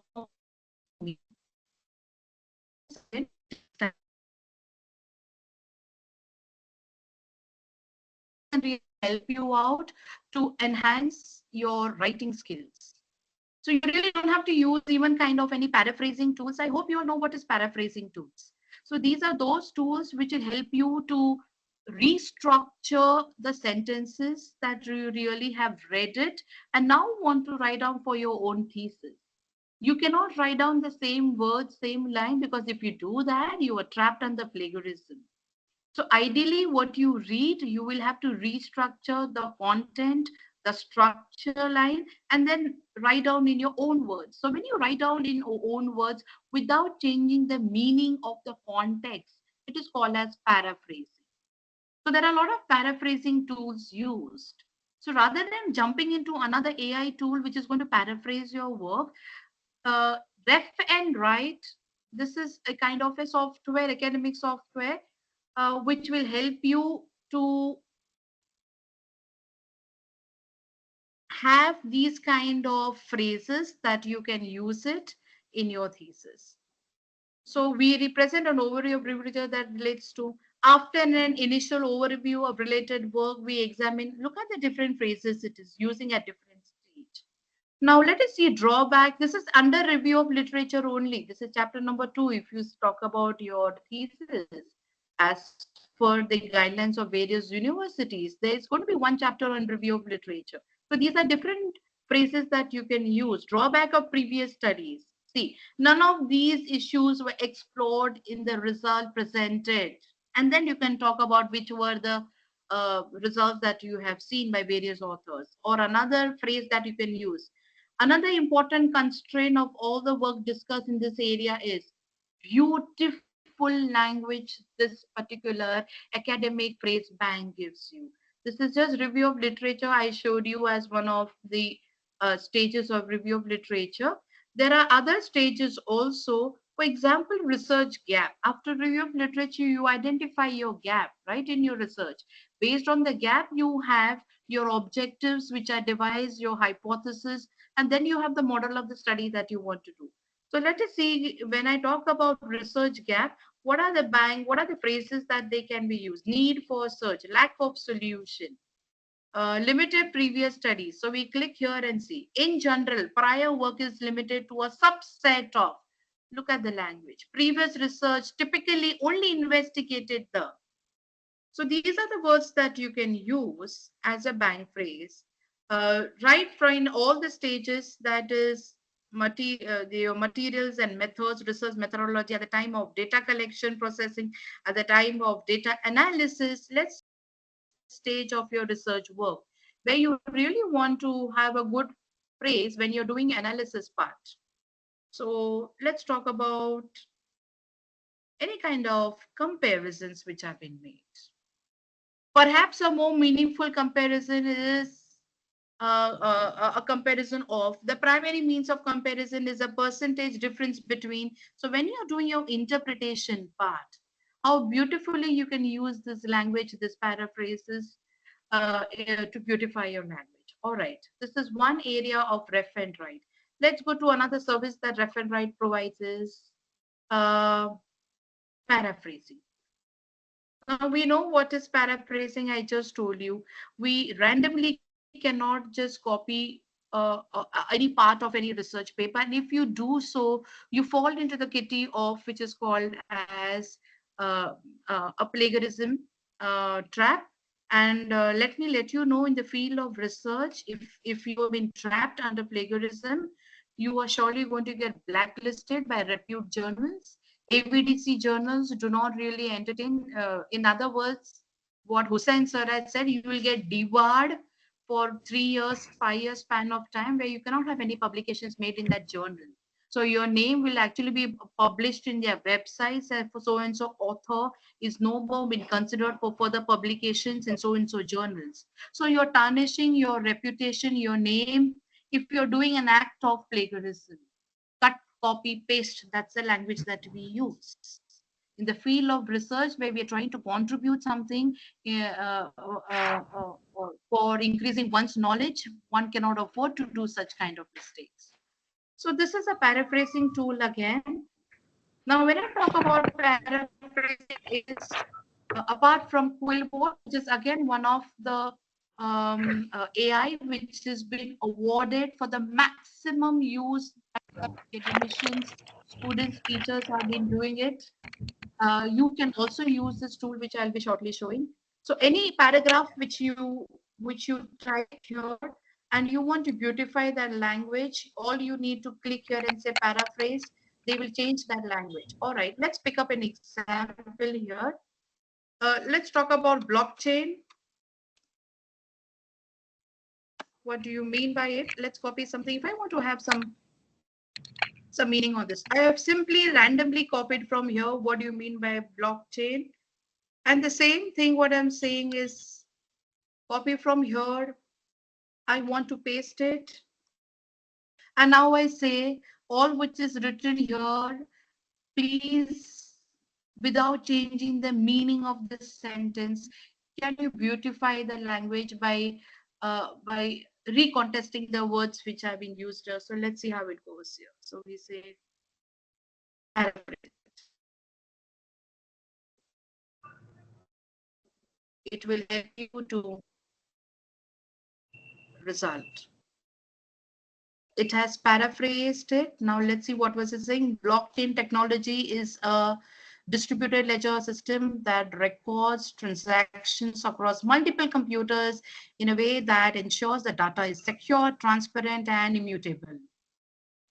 A distributed ledger system called blockchain technology keeps a track of transactions across several computers while guaranteeing that the information is safe, open, and unchangeable. Let's see another option given you. Blockchain is a distributed ledger system that ensures data is safe, transparent, and unchangeable by recording transactions across several computers. Third option, a distributed ledger system. So what you are seeing here, the same context is being said in all the three options, just changing the words and the arrangement of the words and using synonymous words. So this is called as paraphrasing, which maximum of the researchers at the time of doing review of literature can definitely use this one of the tool. This will help you to reduce your plagiarism level and ensure that we meet up the benchmarks which are set by the universities and UGC at the time of submission of our records. This is again a plagiarism checker. Now people have become really smart. They challenge the AI tools here. So if an AI tool is used and we say we can trap the level of AI that you have used in your work. So they say there is something more which the AI has helped us to support, which is humanize the work. So if you're using Chat GPT and you're using the content which it is generated by Chat GPT, you also can use another AI tool which says humanize all which has been taken from Chat GPT. So now there are plagiarism tools and softwares which you call it as Turnitin, you call it as Dilbert, Urupu. These are all various kind of softwares which are used, which also detect the level of AI content in your research work and the level of humanized plagiarism that you had tried to do it and you're trying to humanize it. So that percentage also they will detect. So this is another one more platform. You just have to upload your data here, your research paper here, and it will give me some kind of a check here. That is the plagiarism detections, how much is identical, how much it is paraphrased, what are the minor changes that level you have done, what is the AI content that you have used in your research work. Do not challenge technology. You never know what they can detect for the work that you are submitting it in the field of research. Okay. So I think this is a beautiful way that you can have a kind of a plagiarism check done. First tool that I have shown you, which is Ref and Write. Are you with me? Is the audience with me? Yes, ma'am. I can have a yes. Yes, ma'am. Yes. We'll go on to another effective tool as an AI that you can use it in the field of research, which can help you to retard the level, reduce or minimize the level of plagiarism in your work, which is Not a very popular tool which is used um, in Indian market. This is yet to get established.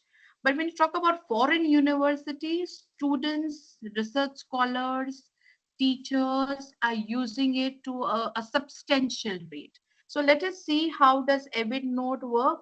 You will be amazed to see the service which is being given by EbitNote as a platform. Let's have a click here.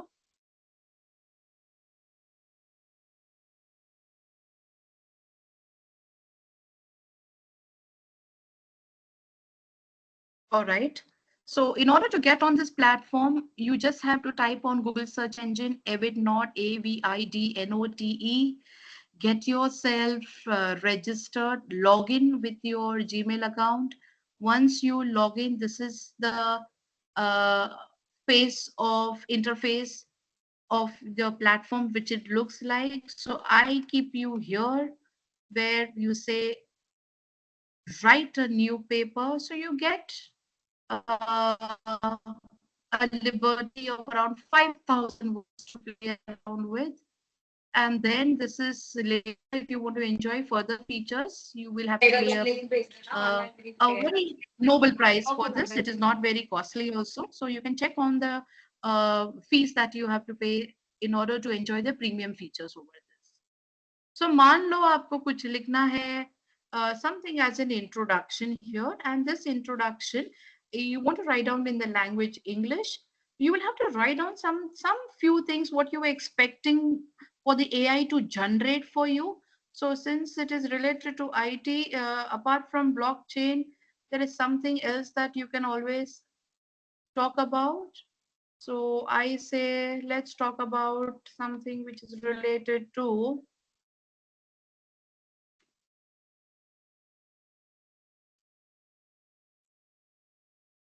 cloud computing and then cyber security. So let's go to cloud computing, and we say that we want to have some details about it.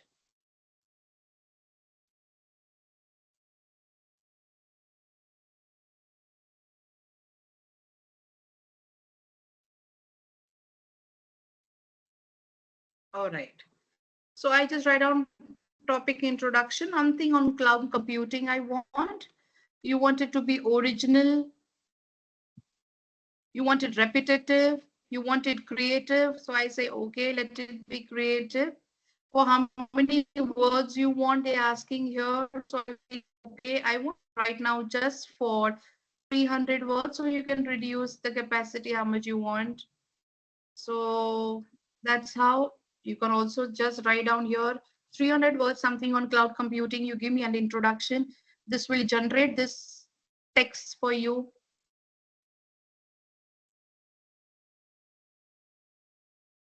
The only problem sometimes using this AI, what happens is that sometimes they may not give the required citations.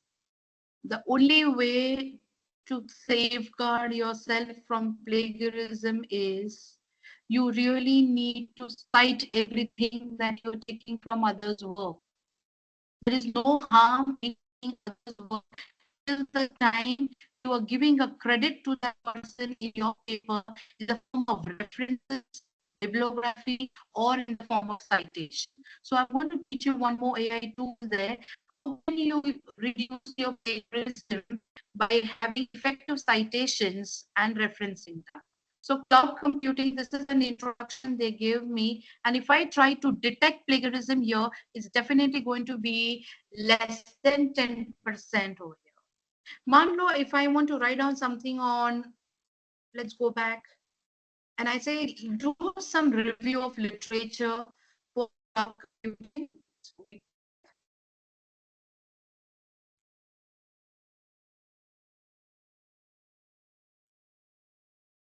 It takes a little time.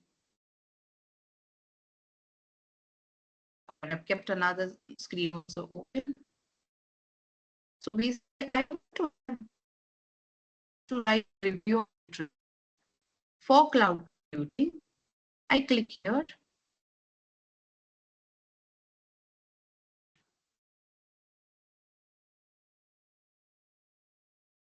Language English I want. There are other languages also, whatever you want. So if anybody is doing in regional language, here's a remarkable assistance that they provide you. Okay. I say on cloud computing. They are saying citations how you want. I said in order to prevent any kind of plagiarism where you are trapped that you've been copying somebody else's material and you're saying that work is done by you. In order to avoid such plagiarisms, you need to cite every work. Cite is all about from where have you picked up this idea, from where have you picked up this kind of notifications, from which research paper, which author have said this, which you are trying to continue and have some more knowledge over the said context that you are trying to discuss about. So there are different API style, MLA style. So whichever style of citations that you want, that depends upon the university that you're following with. And I say, give me not 1,500. Chalo, I say around 300 words ka jara ek baar review of literature karke bataiye. Let's take a look how it does give me the review of literature for this. Your work is going so easy and systematic using this AI tools. So it depends upon the number of pages. Now, if you check the literature identifies MPP is models of cloud computing, including infrastructure services. So this is in 2011 citations. These are citations. So all this the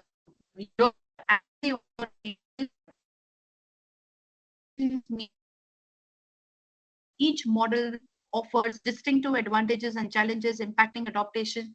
This is spoken by Paya in the year 2009, and this is why I cited him. Let me tell you, these lines that are written here, they are not directly copied. These lines, if you want to directly copy, you have to quote them, put them into inverted commas. That will help you to reduce your plagiarism level. The moment you put the sentences into inverted commas, this will not be counted into your plagiarism because you have quoted that of so and so author has said these lines. Exactly that is what you have written it. For example, when you write down definitions, you cannot paraphrase it, right? Those definition word to word has to be written in the same way. Hence, you put it into inverted commas, and the plagiarism software does not trap it at the time of calculating your percentage of originality. So this is how the citations also have been mentioned here. Wonderful. So this is one area which will help you to have any works done here. Now I'll show you something else which will really draw your attention. Apart from writing skills that this platform is showing you, मान लो आप कुछ you are talking about cloud computing or kitchen computing or cloud kitchen. Okay. Now when I talk about cloud kitchen, this is again a very happening research which is on. And I want to create a survey based questionnaire for this particular topic, which is called as Cloud Kitchen. Let me show you how these kind of questions can be made based on it.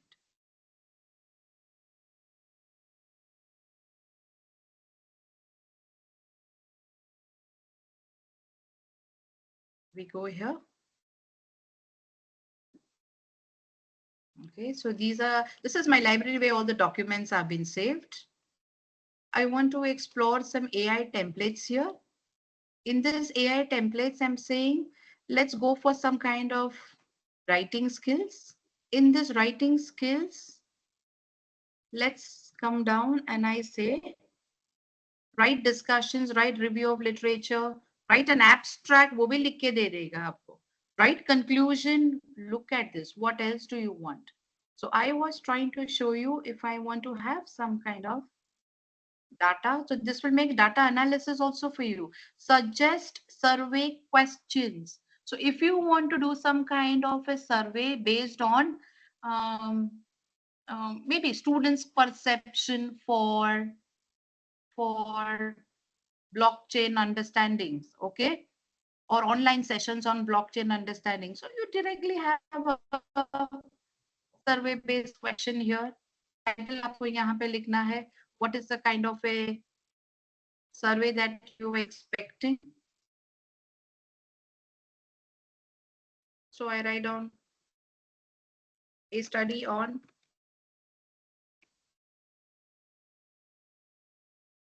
perception of students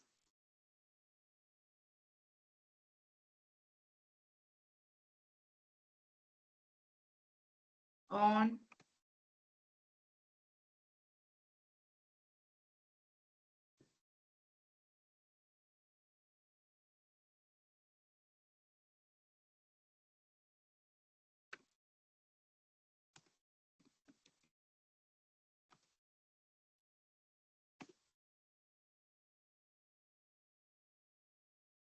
Let's go down. Let's see how this will be generated.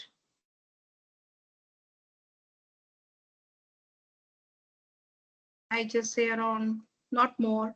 Right now, to give you a demo, I'm using so short. You can definitely have till 5,000 words as your upper limit here. So a survey-based question. Life is so simplified here. So my only concern is you need to know to what level you want to be dependent on this AI. You ask for it and you get it. These are very popular tools used in research. In the field of academics, you have ChatGPT. But in the field of research, these are the tools which are openly and widely being used. So that's the question which has already been made. What's your name? Optional. What's your age? And you can keep it either close-ended or open-ended. Your current education. What are the main questions? I believe that blockchain technology has a potential for revolutionizing various industries. Rate it so accordingly. I feel knowledgeable about how blockchain technology works. I perceive blockchain technology as a secure method for data storage and transactions because you're trying to know the perception. The perception could be positive or negative. That is why I see the level of questions how they have been asked. I believe that the use of blockchain can enhance transparency in academic settings. I have considered using blockchain-based platforms for academic purpose. I believe that there is a significant barrier in adoption of blockchain technology in education.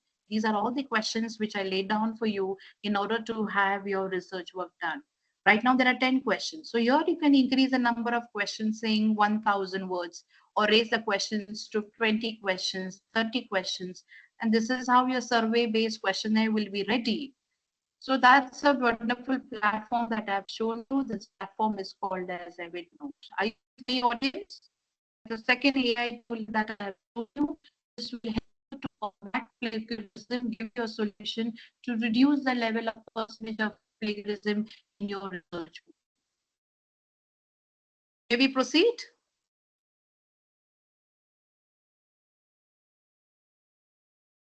Yes, maybe proceed.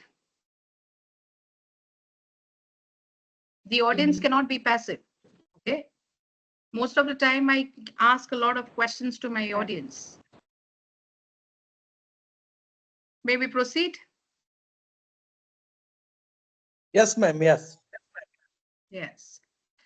Well, this is a very popular platform which is used, which is called as Trinka. And here I can take you directly. I've got assistance from my colleagues.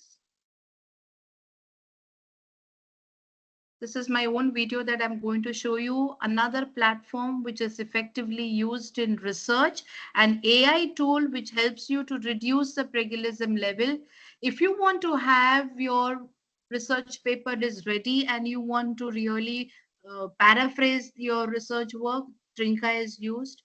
आपका paper ready है and you want to publish it in one of the journals. You want to know whether your journal will accept or reject your paper and been suiting the parameters of the journal in which you want to publish. Trinka will help you to restructure your paper according to the journal in which you want to submit. It will also propose you the journals which will accept your paper in which you want to publish. Take a look at this tool. You may not be having a good command on the English language. As a result, our academic writing goes very weak. In order to give a solution to this, well, I introduce you to a platform which is known as Trinka, Trinka. It's a platform which is freely available and it enables the researcher to have a grounding tech and helps to enhance their academic writing. Let's explore this platform. So here I share my screen. You what I'm saying. We go to Google search engine. Here we write down Trinka.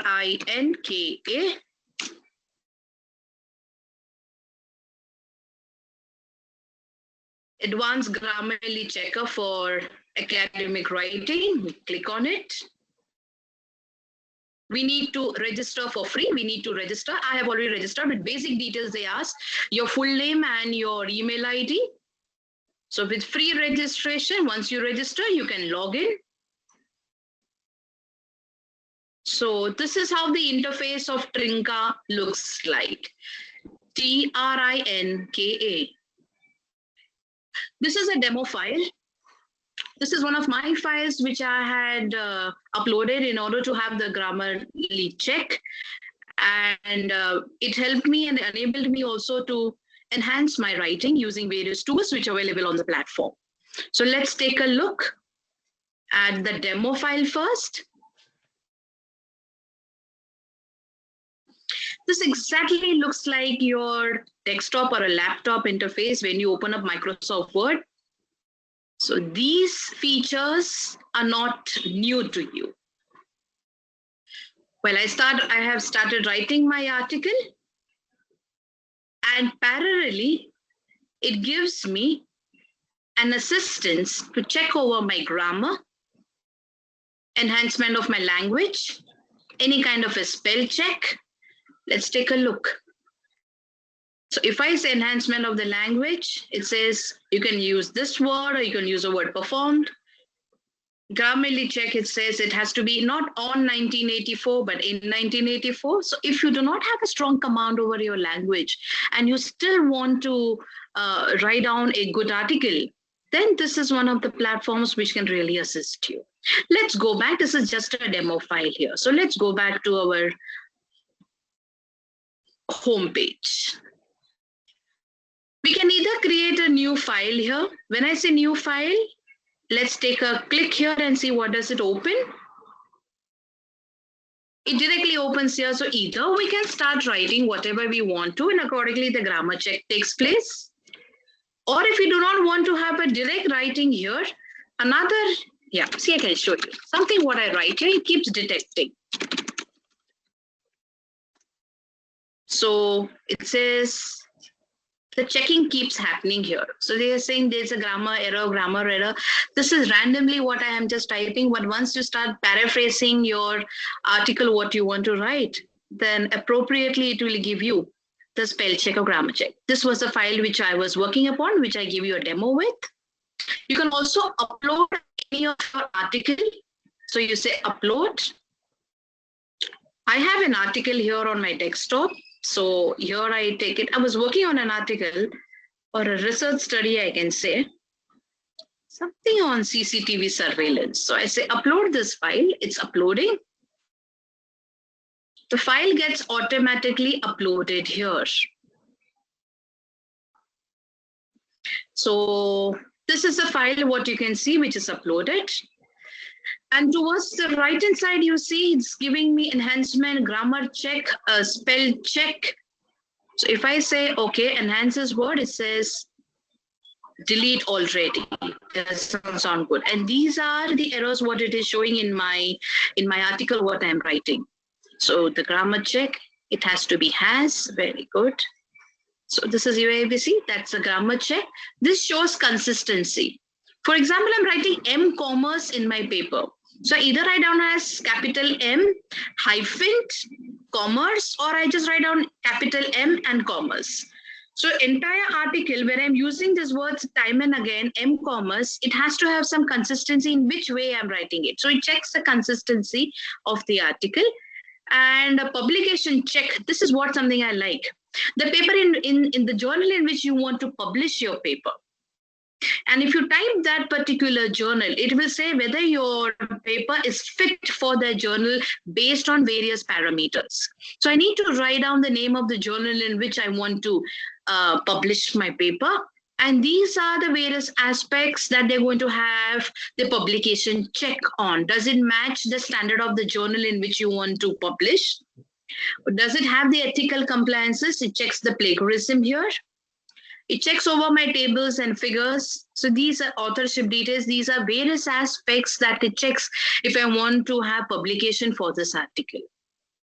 Something very interesting I felt, which I could share with you. So this parallelly, when you are writing your article, it can simultaneously go on with the grammar check and the consistency. Wonderful tool that you all can use for. Well, these are the features you all are well versed, which is similarly happening on our Microsoft Word also. So nothing to get introduced here. And we go back to the interface, the home page.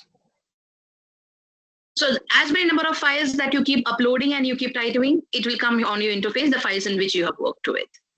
Please remember this platform, Trinka, Trinka, which assists you in your Grammarly check and helps you to enhance your language on the articles what you're writing. Happy. So I'm sure Today I that want to you are- introduce you to Trinka.ai. And so this is a So I'm sure you have got one more tool in your hand, the AI tool, which helps you to avoid and prevent high level of plagiarism, where you just cut copy from other material, but it also helps you to paraphrase it and put it in the language that you're looking forward for. Now, one thing that we need to remember that is because of this rising use of AI, the question of ethical work and how far the originality is there in the work has become a big question in people's mind. Whether the work which is presented is original or it is an imitated work. This has compelled people to have more nuanced understanding about plagiarism. So traditionally, plagiarism is all an act of someone else's work, idea, text, research finding, data that we are been referring in our research work, claiming it to be this is my work which has been done, presenting it as one's own without proper attributions made. You're not even giving some kind of a credit to the author who have given you the lead at least to think and write over that particular topic. So if you fail to have any kind of an attribution given to the author, then certainly we say that you have plagiarized, you have copied the text material picture of the person who was actually given his heart and soul in coming out with this venture. Okay. Plagiarism can happen in various ways. Okay, direct plagiarism without citation, without mentioning the author's name whom you are referred to. You have just picked up the material, you have pasted in your paper. That's direct plagiarism happening. And the intensity of punishment for such kind of direct plagiarism without citations is really high and strict. Foreign universities, you get debarred from the field of research. None of the journals you are being accepted and you have been blacklisted on their websites. The authors' names get published there. Talk about direct plagiarism. So with citation, probably what happens here is you have given the citation, but after plagiarism level high hoga because you have used the direct sentences without putting them into inverted commas. You have not quoted it. In order to protect yourself from getting plagiarized, better to mention the author's name from where you have picked up that particular material, which is relevant for your study, but put them into inverted commas, quote them so that while plagiarizing, the software will not detect and pick up those sentences which are put it into quotes. Self plagiarism काफी बार एक paper हम 4 जगह publish करते हैं, एक paper को हम cut short करके दूसरी जगह पे we try and publish it. So what are we doing here is something which is a crime, I would say. It was published only, you're publishing it. This is called self and great that this paper was also read in this bill. The editorial board of may take charge over you and maybe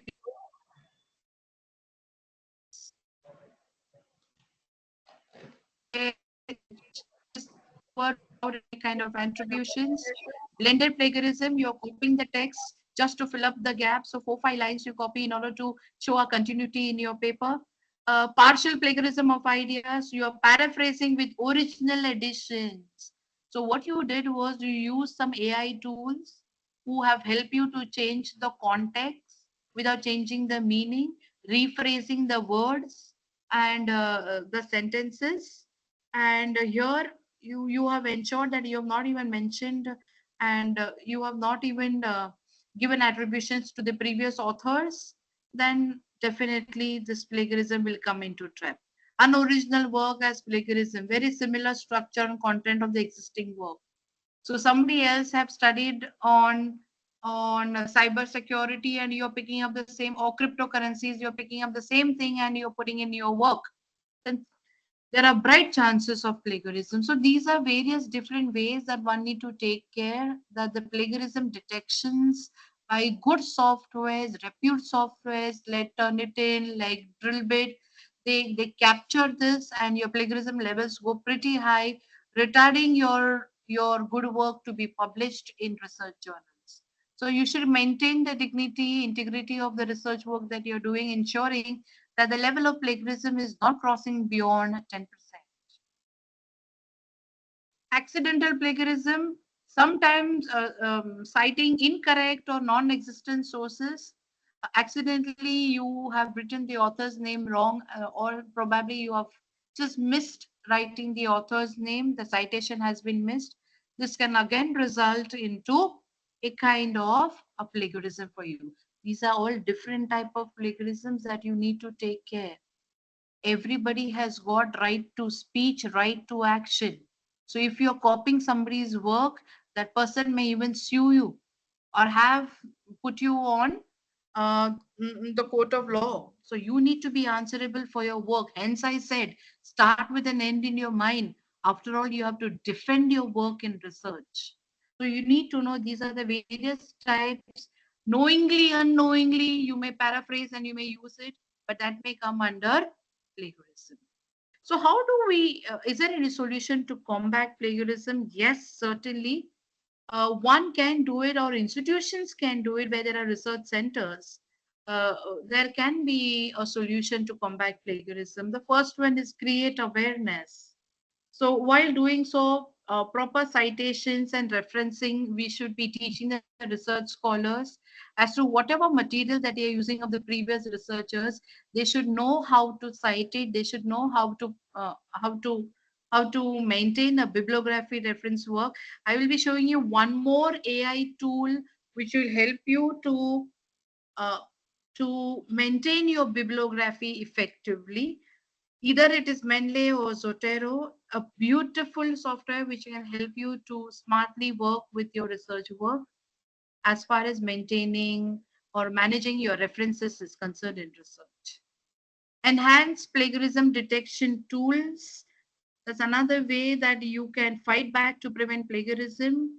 Tools like Turnitin, Udukun, Drillbrit. There are other like Doubly checkers, Paperators, Scan. These are all different plagiarism softwares that you can use, which will help you for evolving to detect the AI generated text also. Please now note, these softwares are so heavy, plagiarism softwares. They will help you even to detect the AI content in your paper, the humanized content in your paper. So one needs to be really honest in their work while doing research to reduce this level of plagiarism and crime. Next is AI ethic guidelines. This guidelines should be given to the research scholars. At the research centers, the institution should develop clear ethical guidelines regarding the use of AI in academic work. Disclose which AI tools can be used in the research work. That's very better. So now when I talk about my research scholars at PG level who are doing 6 credit research methodology projects, we have strictly told them no use of chat GPT or such an AI tool in order to make your research work. Though these platforms are very supportive, but students do not know how to judicially use it. So sometimes we have to create some guidelines to them in order to support them and tell them which AI tools to be used and which not in order to conduct their research activities. Next, we talk about AI collaborations. Very interesting. Instead of an AI or artificial intelligence as a tool to replace researchers, we should review it as a collaborative partner. that it helps the researcher and does not work for the researcher. So let me have this AI tools as a hand in hand partner rather than a partner who's going to do the entire work from me and making me as a researcher a handicap. My critical thinking power capacity should not tarnish, should not become uh, subtle while using such AI tools.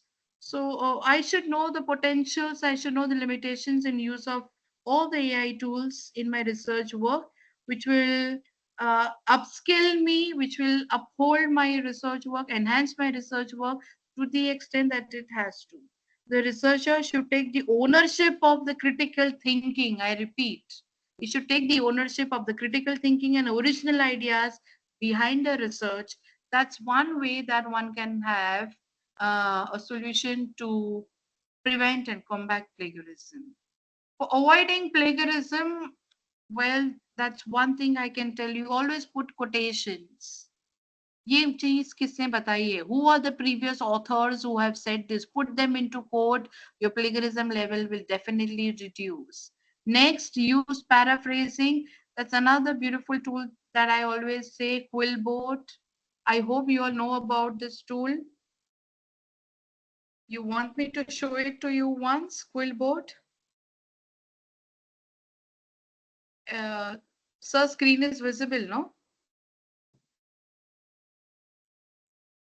Check. Yes, yes. Yeah. So we go to Quillbot, Quillbot.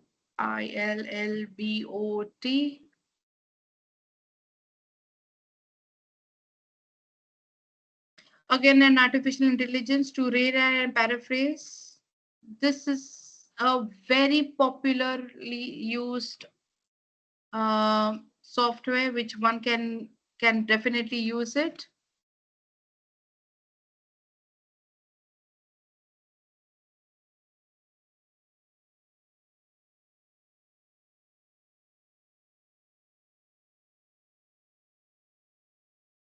Grammarly check. AI detector. See now publishers know how smart the resource scholars have become. When they know everything is just AI generated, they really want to reduce this level of such kind of crimes which are happening. In order to do so, now they're creating those softwares we can detect the percentage of originality and the percentage of AI generated materials. So Quillbot also has a premium usage, and look at the ratings it has got 4.4 on 5. A tool which has been apprehended used exhaustively in the field of research, in the field of academics also. So if I want to paraphrase it, then definitely this tool also can help you to have Grammarly check also. How does it work? Let me show you. Paraphrasing tool.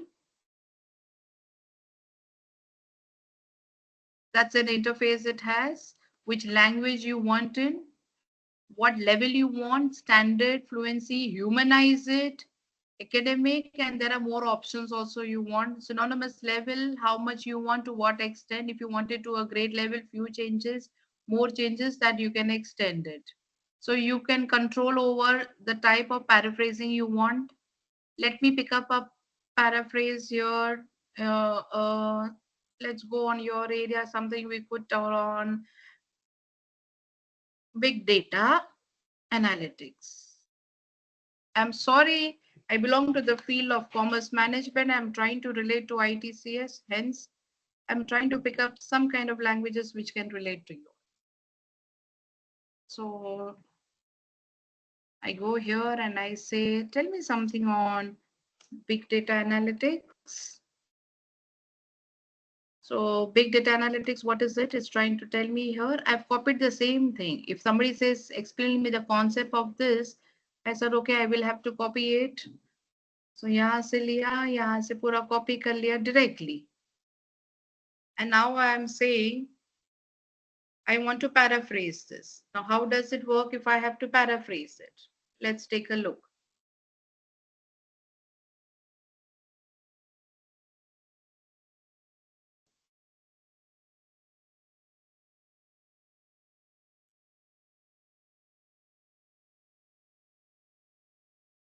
I paste it here, whatever I've written.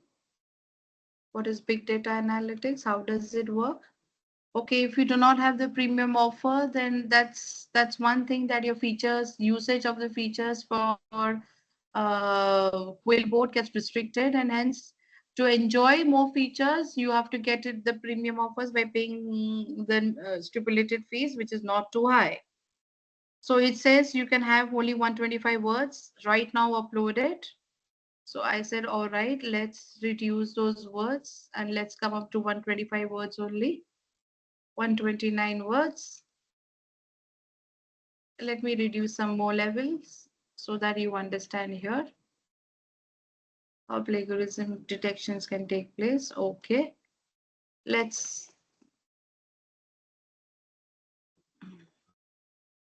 paraphrase this.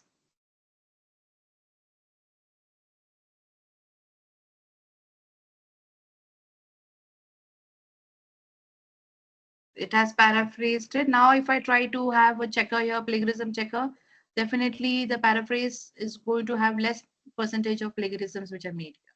If you still want to have further paraphrasing done, it will say rephrase it. Now, if you say what is big data analytics, what is big data analysis?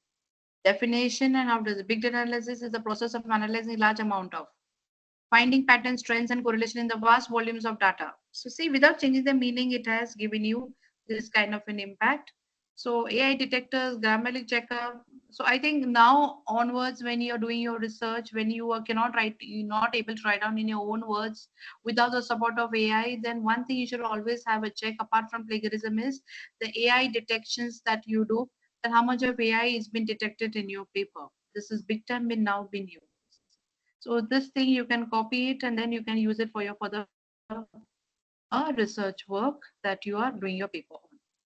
Quillboard as a tool that you can use in order to avoid plagiarism.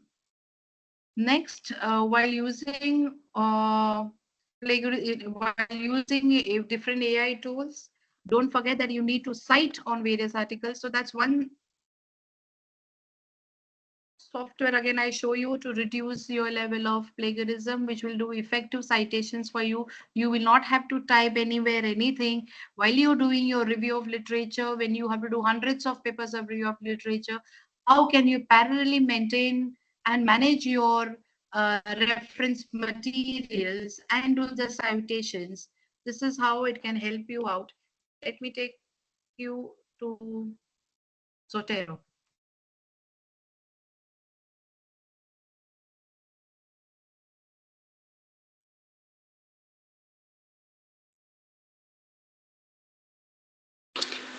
दोस्तों नमस्कार, मैं एक बार फिर आप सबका अपने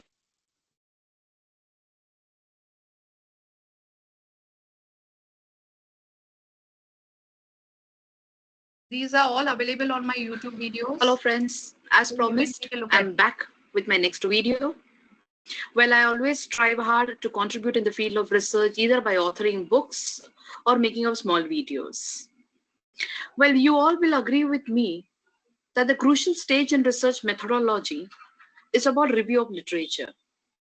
And in the process of doing the review of literature, we skip to parallelly maintain our bibliography. And at the end, we piled up writing loads and loads of bibliography where we miss out even what papers we had reviewed. So in today's session, we are going to learn a tool which helps us to manage our references parallelly when our review of literature is on. There are many softwares available, but out of all the softwares, what I'm going to talk in today's session is Zotero. Z-O-T-E-R-O. Zotero is a free open source software which assists the researcher in managing references. Let us see how does Zotero function. I hereby share my screen. Here we go. So let's go to the search engine. In search engine, let's type Zotero. Z-O-T-E-R-O. Zotero. Download. It says download Zotero. Let's click on this.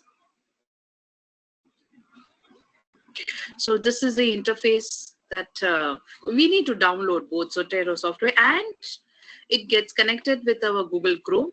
So we need to install both download Zotero as well as Zotero connector, which installs Google Chrome connector. So once you download this, this is how we need to download. Once both are downloaded, an icon which you will see here, save to Zotero. And second, what I can show you, it comes here. So it'll take a little time to open, but let's see. Yes, this is how the interface of Zotero will look like. Well, this is a folder from which if you click, you can create new folders. For example, if I click here, this is my new folder. It is untitled. I can name it as Poonam. Okay. So you can see this is a new folder created. So a lot of folders, as in how I was doing my review of literature, these folders have been created. Let us see how does it function. Let's go to Google Chrome. Okay. Well, there are a few review of literature papers that I have downloaded here. Now, first thing what we need to do is we need to get these papers stored in the Zotero folder. So this is the Zotero folder. The icon comes here. All you need to do is click on the paper, click on the icon here, which says save. So it will show you where do you want to save. So there are different folders which I have made. So those folders can be seen here. I say Poonam's folder, that's a new folder I've created, and we just say here, done. Let's move this down. Let's go to the next paper. That's another paper which I had downloaded for referencing. Let me put it in the Zotero folder. Click here, Poonam's folder, done. Next paper on consumer behavior. I'm doing a small research on this. Let's store it in a Zotero folder. So it goes to Poonam and I say, all right, done. So there are three papers which are already being stored in the folder. There's one more paper on cosmetics. I said, all right, this is the icon. We click here, Poonam's folder, and we say done. Now let us see how these papers are looking in the Zotero folder. So here we go. We say Poonam's folder. This is my previous folder where I was working upon. This is the recent folder which I have created. And these are the 4 papers which we have stored in Zotero. So if I click on the first one, it gives you all the details. If you see, it shows you whether it is an article from a book or from a journal. It shows you the author's name, volume, issue, all the details can be given. Let's go to another paper and just check. So it says what type of reference to material it is. So it is from journal article. It gives the title of the paper. It gives you author's name, the abstract, which is available. If you see, it has been clearly mentioned here. Now what I have done is I have paragraph that is known as paraphrasing on reviewing the literature. That's a small paraphrase that I have made, and I have to do citation here with the help of Zotero. Very simple. Once you have downloaded Zotero, automatically on your Microsoft Word, you will get next to view, Zotero catches in here. All you got to do is click on Zotero. You get 2 windows here. One is to add your citations, and second is to add your bibliography.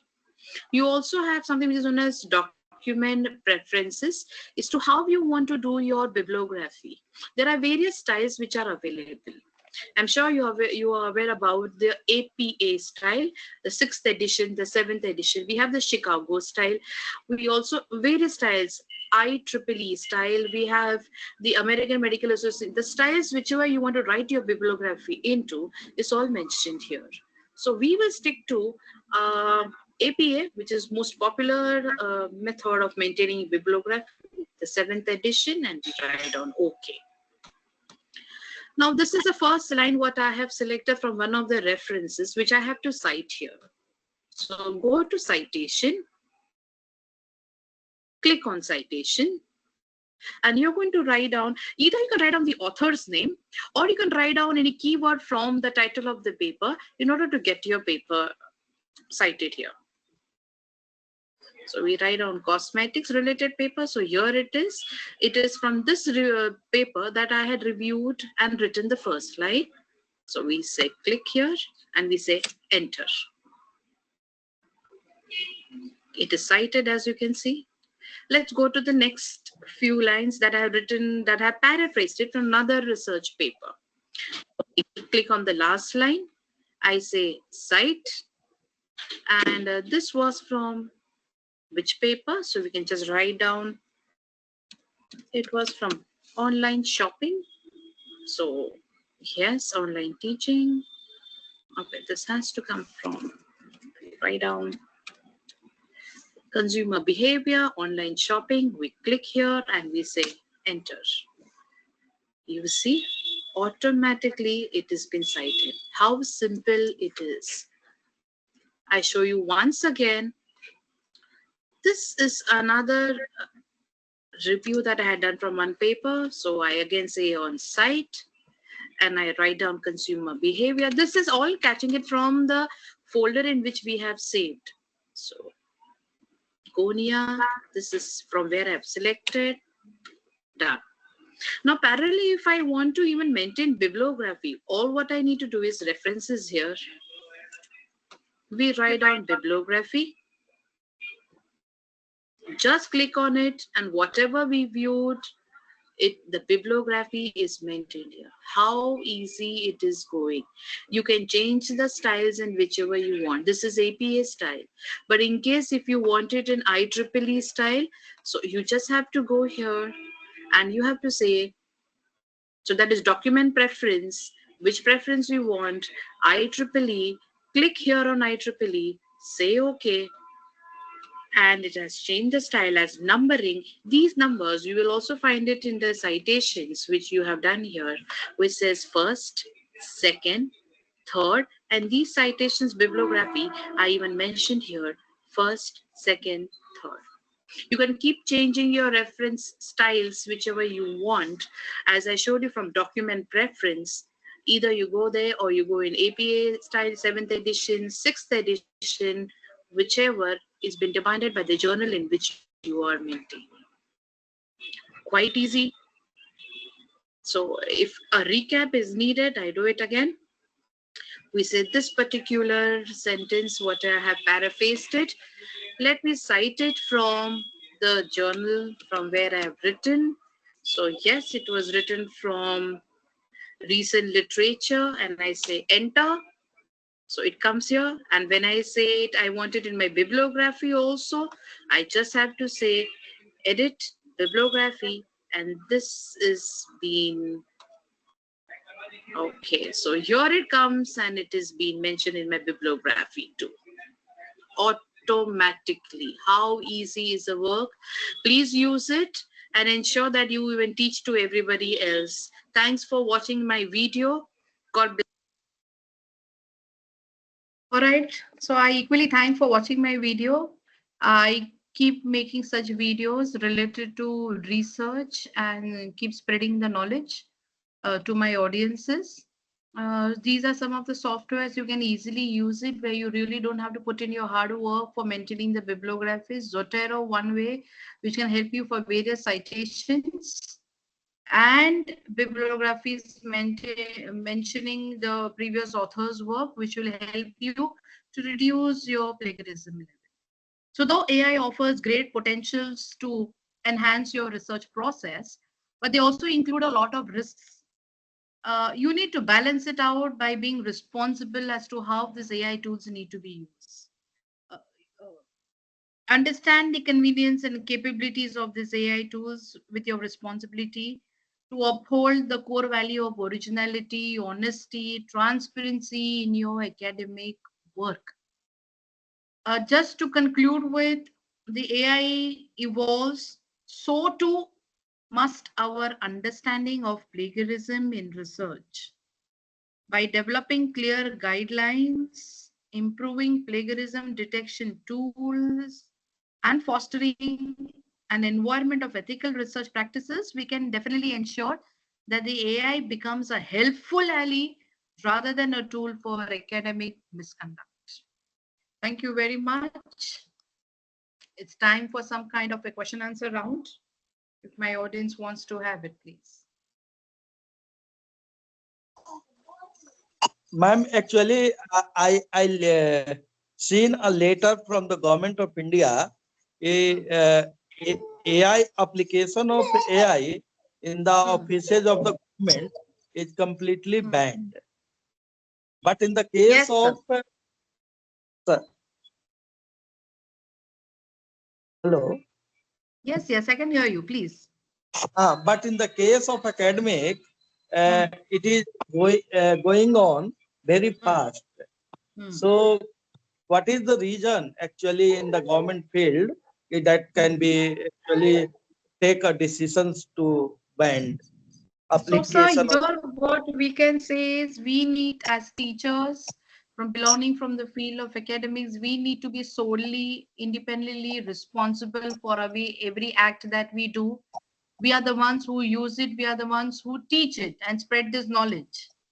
So one needs to take care what you are spreading the knowledge for, how it has to be used, to what capacity it has to be used.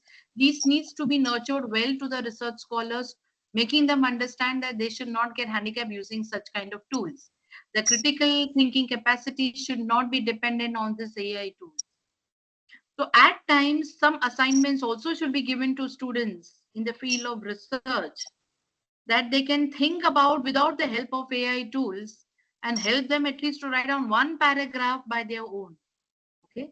Yes, So this yes, they will understand it only when we give them some kind of assignments, written practice, etc. yes. Thanks, ma'am. Thanks. Thank you.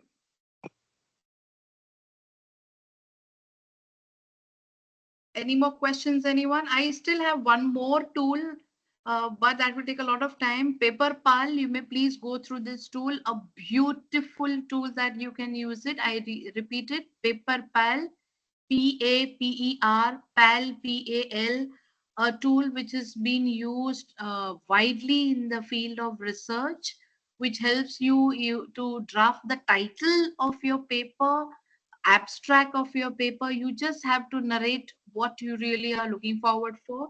But still, I would always feel, unless you are confident, unless you are a superstar in hero in research, one should not be using such AI tools. Put yourself, dive deep in research.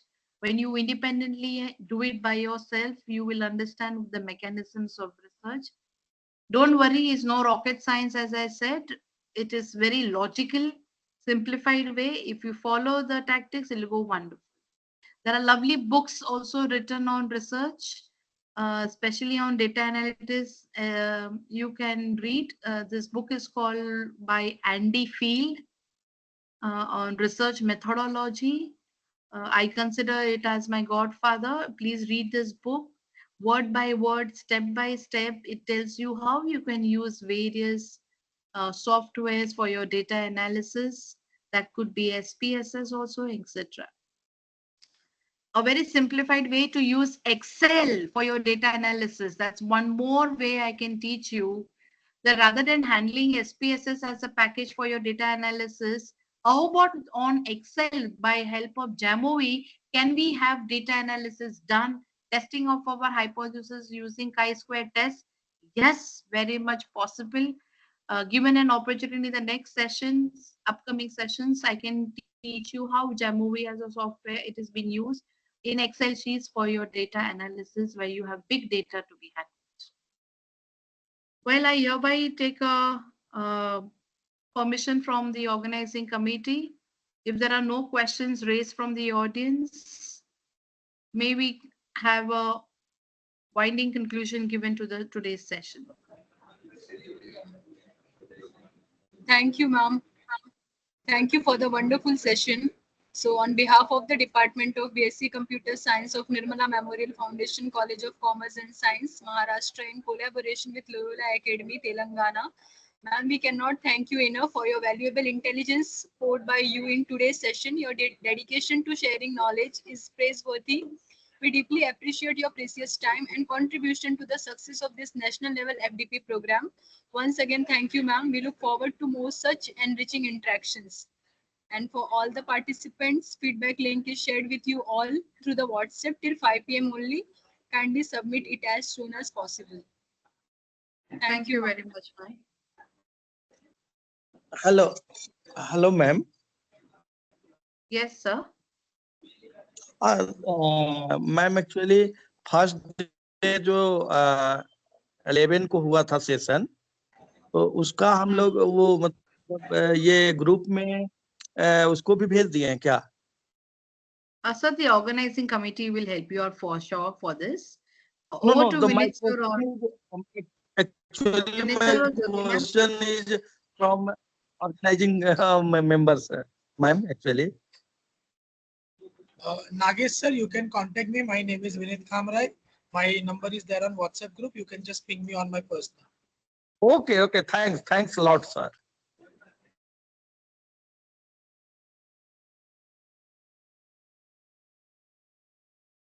With your permission, I make a leave. Yeah, thank you very much. Yes,